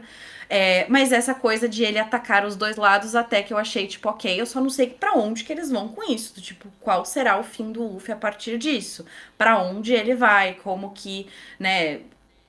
É pra gente entender que o Caraxes catou ele, pronto. Não sei. Mas eu gostei do personagem dele ser desenvolvido. Fica o meu ponto que eu gostei do figurino dele, que deram um capacetezinho com um negocinho branco pra ele, né? Eu achei legal. É isso. E você acha que o Daemon contou para o Ormond sem querer que o Uff era corruptível por ganância? Porque quando eles se encontram na troca do falso Daron, ele fala, Uff, você quer Vila Velha? Então o Ormond muito sagaz, né? Porque o Ormond percebeu que o Uff era o ganancioso. Pro Daemon olhar na frente do Ormond e falar, eu vou dar Vila Velha para aquele ali. Talvez o Ormond já tenha tido essa percepção e depois ele oferece Eu acho a que ele marca pro Uff e teve. tal. Eu acho que ele teve um tipo de percepção do tipo de preciso saber mais sobre essa pessoa, e daí ele juntou essa interação com as informações que depois vieram de Porto Real, do tipo que ele deve ter falado com os informantes dele, do tipo, quem é esse cara? E os informantes dele devem ter, tipo, né, ido conversar, a galera do bar, tal, não sei o que, conheço, ele fala tal coisa, e ele juntou isso pra determinar qual que era a melhor abordagem. Eu acho que o Ormond era totalmente capaz, Rip Divo, você será lembrado para sempre. Mas ele era totalmente capaz de ter usado essa informação para construir ali a estratégia dele, com certeza. Sim, e aí a gente passa então para. Sai do Uff e vamos para o Hugh Hammer. Porque ninguém obedeceu ordem nenhuma. Aí o Daemon tá lá no meio Nossa. e vê o Hugh na porrada. Tipo assim, ele não liga muito porque o Hugh tá do lado dele, né? Basicamente tá lutando contra os Hightower também. Mas ele olha e, tipo assim, não tenho tempo pra isso. Beleza, o Hugh lá gritando: Cat, Cat. Não sei nem se o Daemon sabe que a mulher do cara chama Cat. Você acha que tá atrás de um gato, tá ligado? Por que esse cara tá aqui atrás de um gato? O que ele tá. Eu vi. Eu vi um post disso, o cara falando, pô, o Daemon vem do cara atrás de um gato no meio da treta. E Não, gostei era pra ele também estar desse em lado Porto Real, né? do... Defendendo a cidade. Então, Exato, quando ele é. vê o Vermitor ali, tipo, gente, o que que tá acontecendo? Deve ter sido uma merda ali pro Daemon, mas ele, ok, tenho outras coisas pra me preocupar nesse momento, né? Tipo, preciso lidar com o resto. E é porque se chega Veigar e Sunfire ali, a Rhaenyra até a Syrax, né? Então, tava complicado. Syrax e Vermitor e Seasmoke, que é menor do que Maresia o... e vai lá É, lua. não ia ter muito o que fazer. Mas E o beleza. Tyrex. Aí o Daemon... No livro, o Joffrey fala pra Rhaenyra quando descobre que Aemond e Aegon estão vindo pra pegar Porto Real. Ele vira pra Rhaenyra e fala: Desde que venham, eu os encontrarei com o Tyrex. O Tyrex é um dragão que tá na minha mão, assim. Só que no livro ele era um pouco maior, o Joffrey já poderia montá-lo se precisasse. Mas também Ainda não ia assim, ser. ele não ia fazer Ainda nada, gente. assim, ele ia ser menor do que o Arrax era quando a Veigar engoliu o Arrax do Lucerys, então não ia adiantar nada. É mais a inocência da Exato. criança, que é um lado até que eu gostaria de ver do Joffrey aqui na série, que a gente não teve muito. Sim. Ele andando igual a mãezinha ditadora dele, foi muito foda. Mas a gente não teve muito Parênteses. desenvolvimento disso. Esse desfile dele foi foda. Eu adorei a coroinha dele também.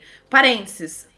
Do mesmo jeito que a gente não tem notícia de Veigar, não temos notícia de Rhaena, continuamos sem notícia dos outros dois filhos da Rhaenyra, que até agora a gente não tem a menor ideia de como eles estão. Então fechamos a temporada sem saber o que aconteceu com essas duas crianças, como é que eles estão lá, quem tá cuidando deles. Enfim, né? Fica aí o nosso ponto. Exato. Exato. E aí o Daemon, no meio de Tumbleton, encontra um adversário à altura, um choque de duas espadas de aço valeriano, John Roxton ali, que é aquele brutamontes que estava do lado do Ormond desde sempre. O Daron até fala, né? O Roxton e o Ormond estão armando pelas minhas costas, nem eu sei o que eles querem fazer. E aí, o Daemon tem uma treta de aço valeriano contra aço valeriano. Aqui é muito foda. O Roxton parece Nossa, realmente um armário. Os dois estão numa trocação absurda. No momento que o Daemon vê a asa prata, ele se distrai. E você se distrair numa luta desse nível é fatal. Né? O Daemon só não morreu porque caíram ali os escombros entre os dois. Porque o cara tava, no momento em que ele tem a abertura para conseguir a vantagem sobre o Daemon, ele triturou. Ele foi brutal. Achei que o Daemon ia perder um olho uma hora que ele pega aqui. também achei. Achei animal, achei animal. O Daemon ter um Essa luta atrasinho. foi muito boa. Foi muito legal ele ter algum adversário à altura, porque ele chega passando a faca na galera como se fosse manteiga. Ia ser, tipo, não inverossímil, porque a gente sabe que o Daemon é um super guerreiro e tal. Só que é muito mais factível. Muito mais factível, não. É mais factível a gente ter alguém à altura, né? Tipo, existem pessoas à altura, existem pessoas que efetivamente a gente pode até dizer que são melhores guerreiros do que o Daemon. A gente só, né, não vê essas interações de maneira técnica. O Daemon também tem idade, o Roxton tem idade, então eles estão ali, né? Tipo, não é um cara mais novo, não é questão disso, é experiência contra experiência. E eles construíram o Roxton pra ser essa pessoa durante essa temporada. Ele tem essa aura, né, de perigo. E a gente sabe nos livros também que ele tem essa habilidade, não é uma coisa que tiraram do nada. Eu gostei pra caralho dessa cena, mas o que eu mais gostei foi a finalização, depois que os escombros, né, estão ali, e que o Daemon tem essa...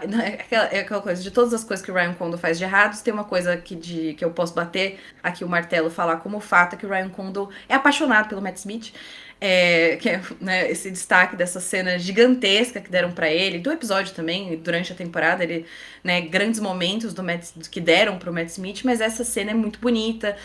O Matt Smith também tem uma atuação facial muito legal, em que eu acho que pela primeira vez o Daemon pra pensar naquilo que a Rhaenyra falou sobre não fazer dela um monstro, né? Ele vê ali que o estrago foi feito não por a culpa dele diretamente, mas que ele vê os efeitos do fogo de dragão do lado dele.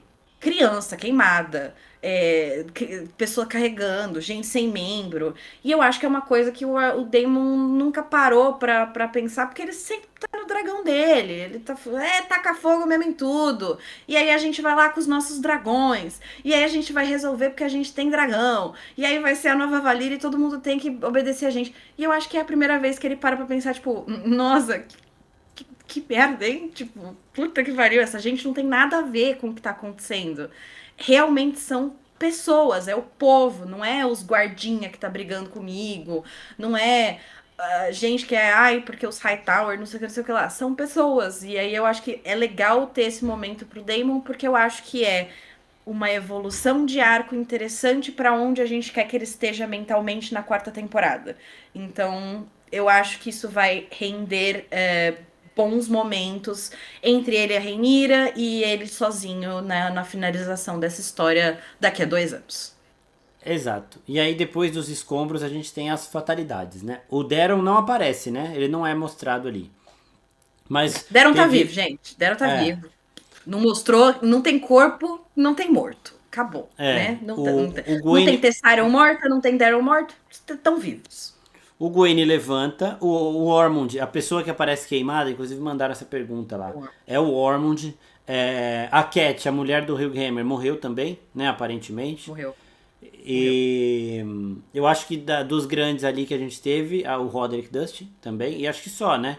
O Roderick, o Ormond e a Cat, a mulher do Hugh Hammer. O Daron não aparece, a Tessarion não aparece, então a gente não sabe o que aconteceu. Mas o Gwen tá de pé, o Roxton tá de pé, o Daemon vai embora dali, tudo certo. Então, basicamente é Corlys tá isso. O Oscar vivo, Tully e a Alysanne não Oscar entraram Otero tá nesse conflito. vivo.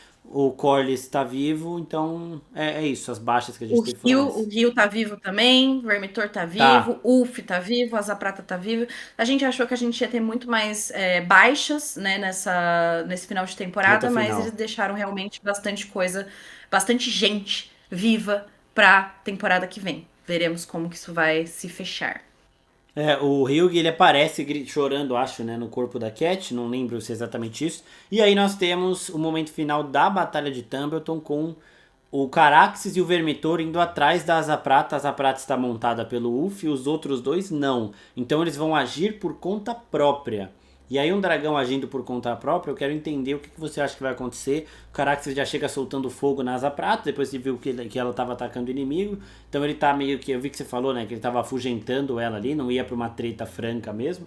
E o Sim. Vermitor? O Vermitor é namoradinho da Asa Prata. Qual que é a fita? Namorado dela, tá mexendo com a minha mina, mano. Parou.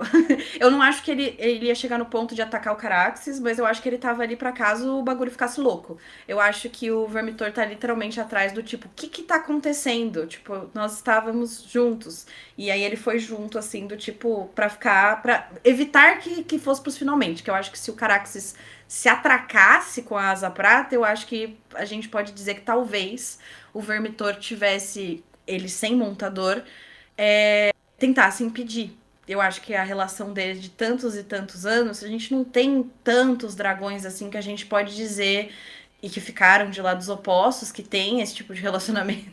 A gente falando sobre relacionamento de dragões. Todo mundo tá ficando biruta.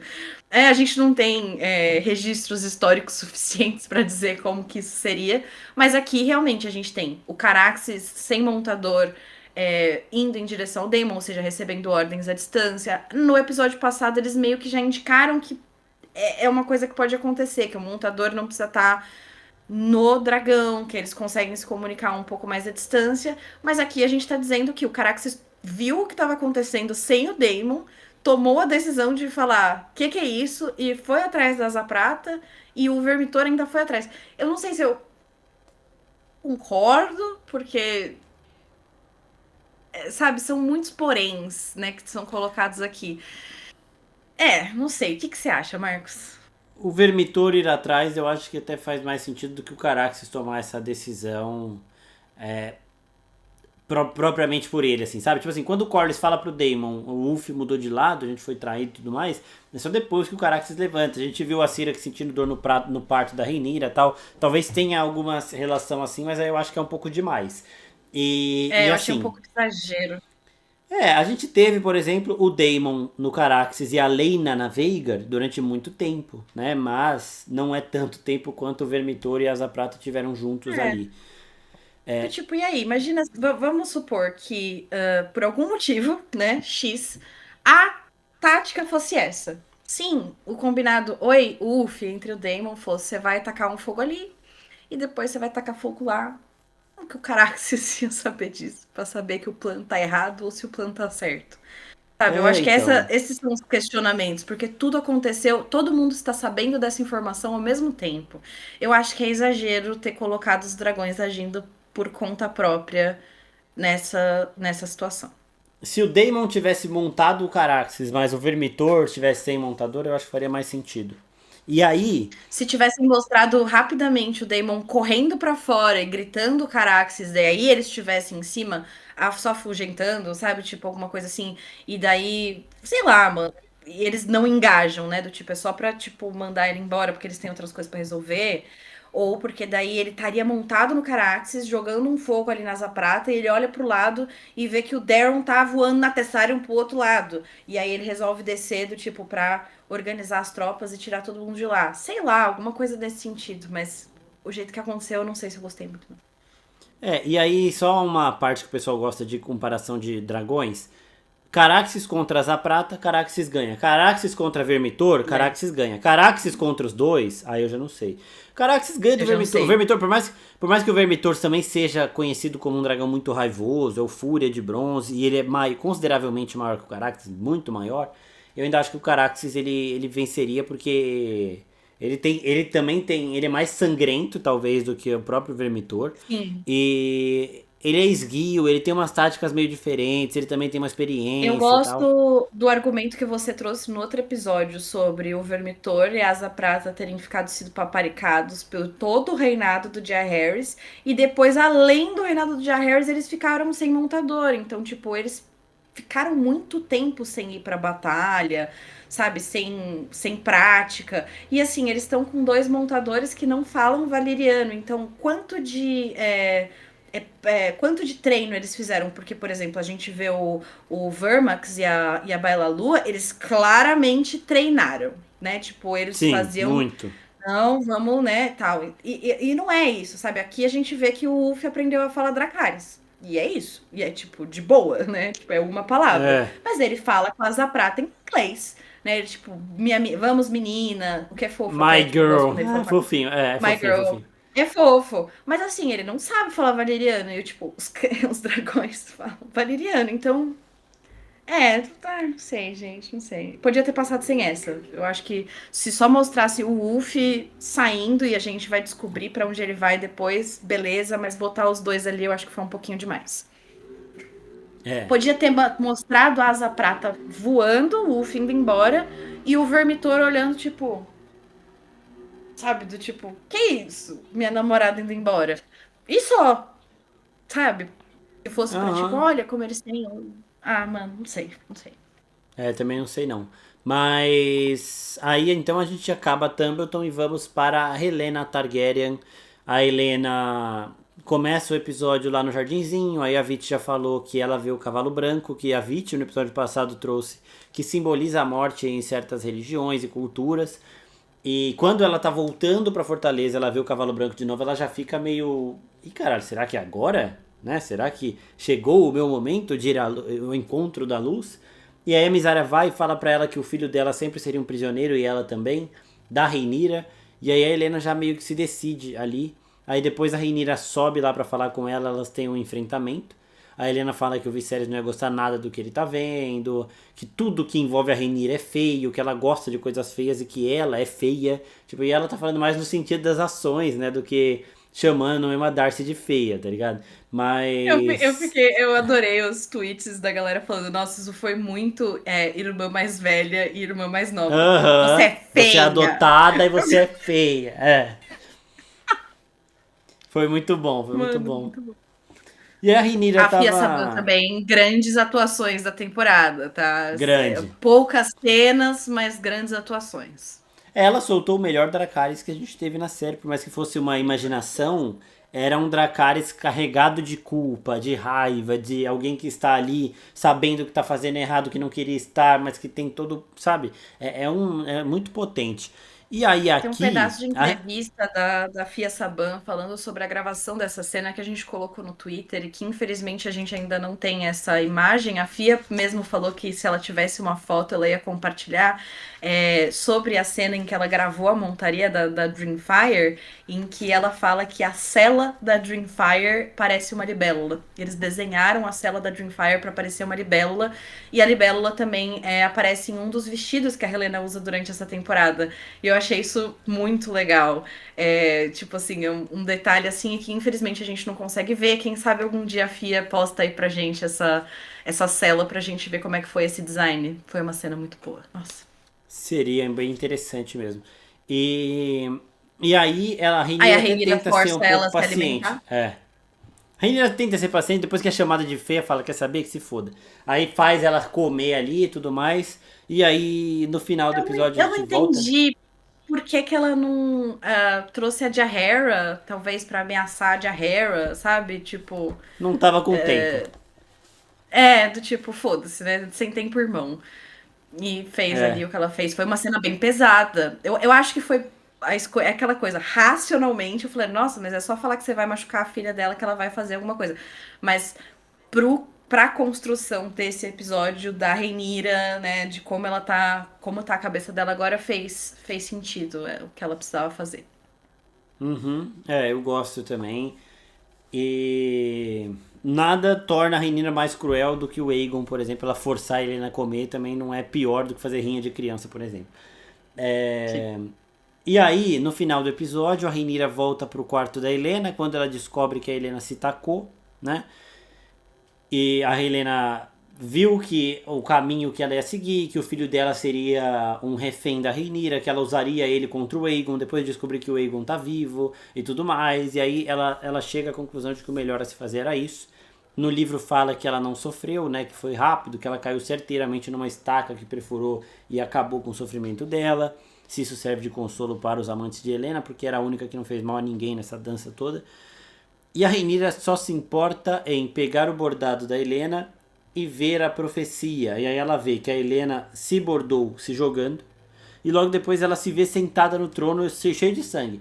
E pra ela aquilo é uma validação. Ela queria saber da Helena tudo e aquilo é uma validação. Independente de ela estar sangrando. Independente de atrás dela ter uma fogueira com um monte de mão e um monte de asa.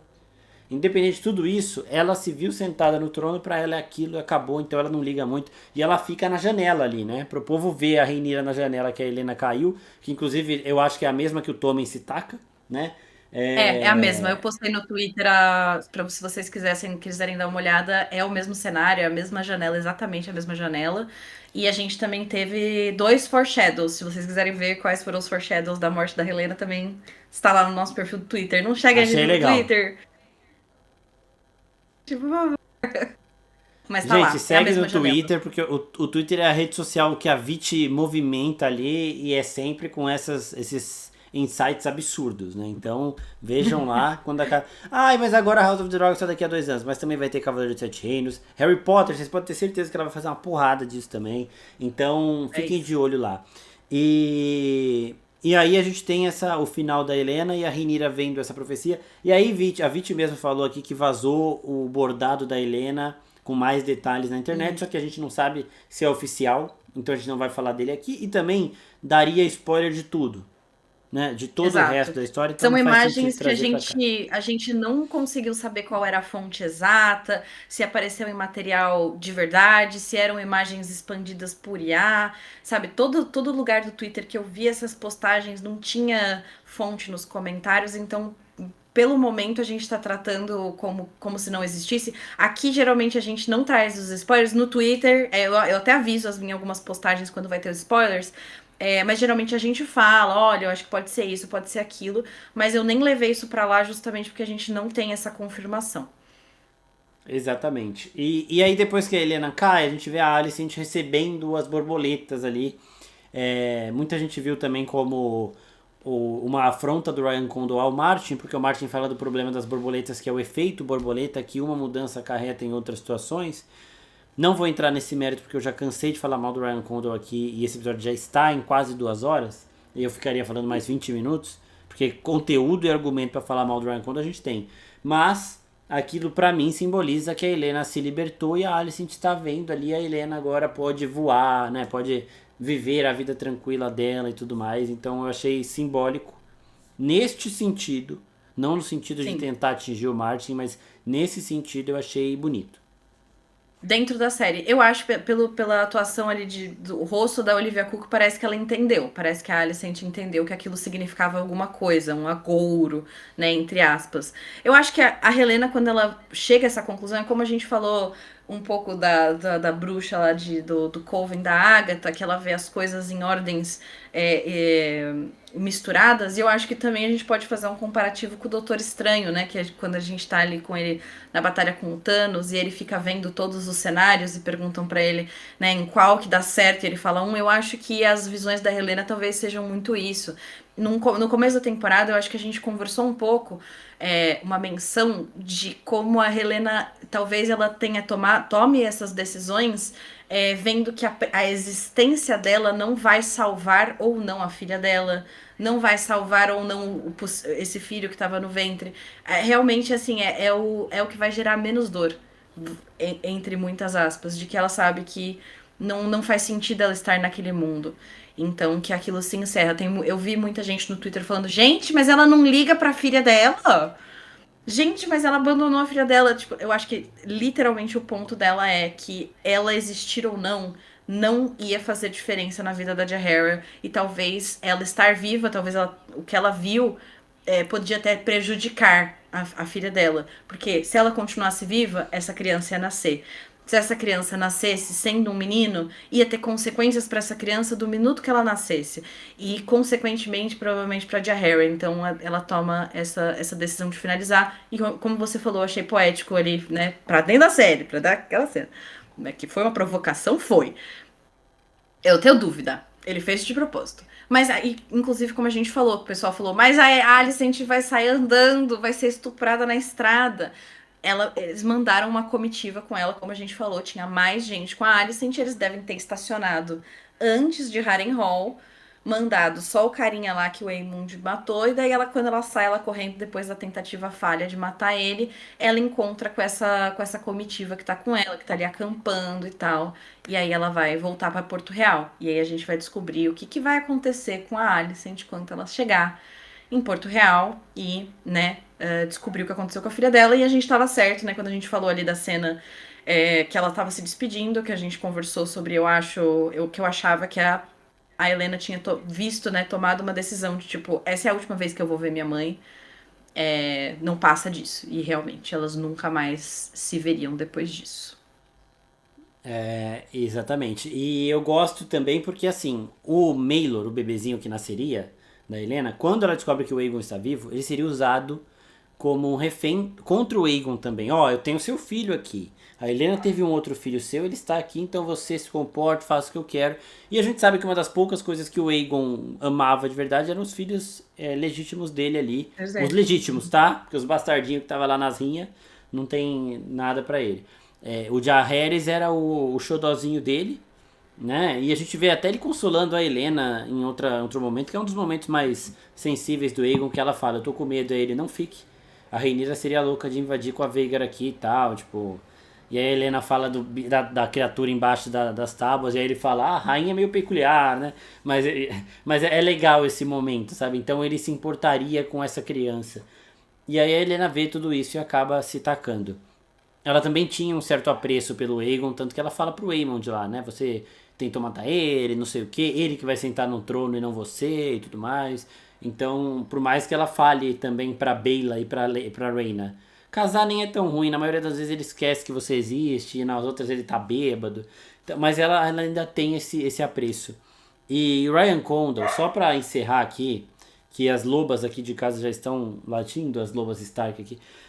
Ryan Condal disse que ele colocaria no Trono de Ferro, se ele pudesse Ah, eu vi. escolher, a Alicent Hightower, e a justificativa dele foi: ela não tem um dragão, e não ter um dragão na minha cabeça é necessário para termos um líder estável.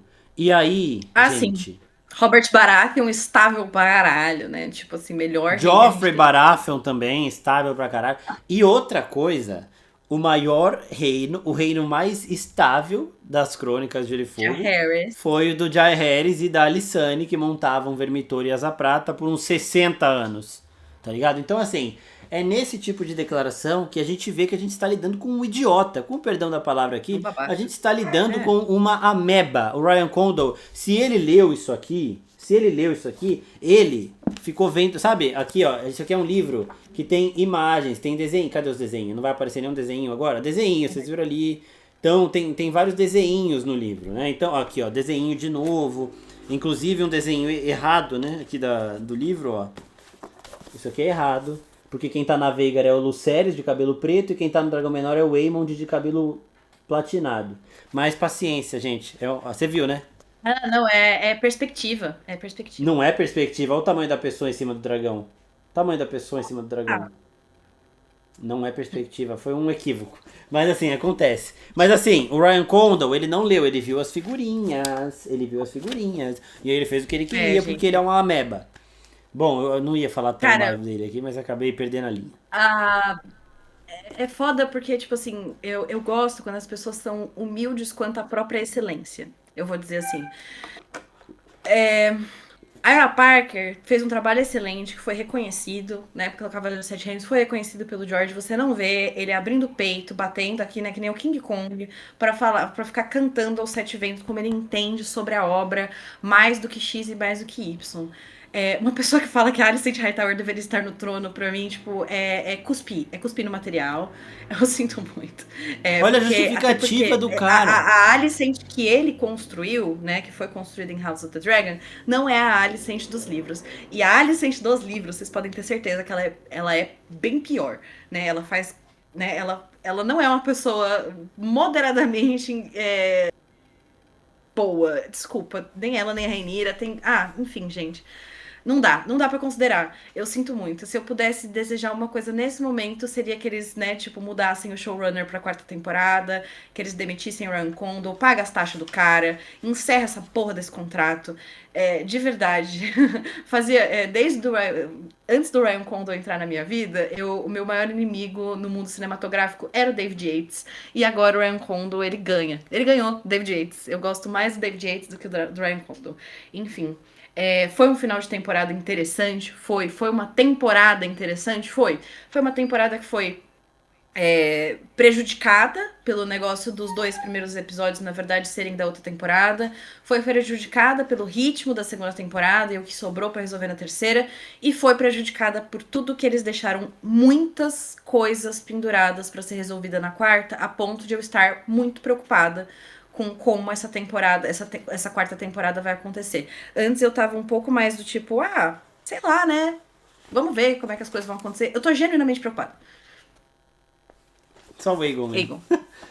É o Aegon. Aegon. Aegon. Aegon, É Aegon. isso, sabe? Tem coisas. Essa temporada, ela não é só do Ryan Condal. Essa temporada, ela tem méritos de muitas e muitas pessoas que estão trabalhando nisso. Trabalhos excelentes de muitas pessoas.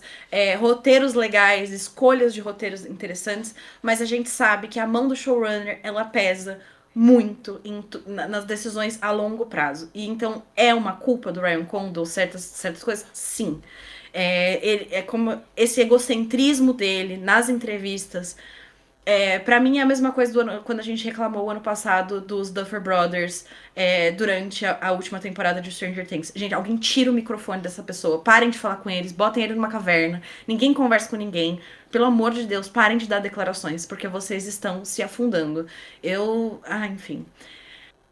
Eu não sei se a gente vai fazer É. um episódio de fechamento ainda e tal, mas essa temporada me deixou muito confusa. Eu acho que é isso. Eu fico com um sentimento de, nossa, foram coisas boas e coisas ruins. A segunda temporada eu tive muito mais sentimento de coisas ruins do que coisas boas, porque eu tive mais questões, né, de roteiro, mas teve momentos bons sim, teve cenas muito bem feitas, atuações incríveis, os personagens eles estão nos nossos corações, né, apesar de eles terem divergido dos livros, são personagens excelentes.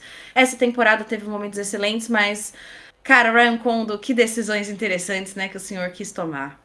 Realmente. Eu acho que dá pra gente fazer um episódio mais de expectativa pra próxima temporada, onde a gente já fala de spoiler também, a gente já deixa a sessão de spoiler Perfeito. tudo pra lá. Mas realmente, a gente vê que o Ryan Condal está cercado por bons roteiristas, por bons diretores, e essa é a sorte dele. Porque quando ele tem que tomar as decisões, sai esse tipo de decisão. O Gwenny falando que nunca viu o Daemon, a Rhaenyra contando a profecia pra todo mundo, um dragão saindo correndo atrás do outro dragão sem montador, e por aí vai, né? Então é meio... Ele deram o microfone pra ele, ele disse que a Alice deveria se sentar no trono, porque um rei sem dragão seria um rei sensato e estável, né? E aí o reinado mais estável e sensato que a gente teve era de 2 reis, né? O Jaehaerys e a Alysanne com seus dragões. Então a gente pode ignorar o que esse cidadão fala, porque a gente vê que ele não sabe do que ele está falando. Infelizmente o Ryan Condal deve continuar como showrunner para a quarta temporada, né? A gente não tem nem expectativa disso mudar. Mas esperamos que os diretores e roteiristas que estão ao lado dele façam um grande trabalho, assim como fizeram nessa temporada também. Essas grandes decisões majoritárias aí, de tirar o Maelor, por exemplo, de mentir para o Martin, porque ele mentiu para o Martin e tirou o Maelor, Mentira, Mar. elas são problemáticas e elas vêm do showrunner. Mas decisões ali sutis que a gente vê ao longo da temporada, a gente pode cravar que são de outras pessoas, porque nós já vimos, inclusive, que o Ryan Condal é incapaz de sutilezas. Tudo o que ele quer mostrar para a audiência, ele faz da maneira mais expositiva possível, da maneira mais óbvia e escancarada de todas. Então, não funciona com ele essas questões mais sutis. Dito tudo isso, uma ótima temporada de House of Dragon. Estou esperando a próxima, que vai chegar em Estamos 2028. ansiosos. Muito provavelmente. Em 2027 teremos Cavaleiro dos Sete Reinos. E para 2028 para frente vai ter o filme da Conquista de Aegon. Eles reforçaram esse filme numa reunião que a Warner teve de falar dos projetos dela pós 2027. Então ele não vai chegar no ano que vem, vai chegar no próximo.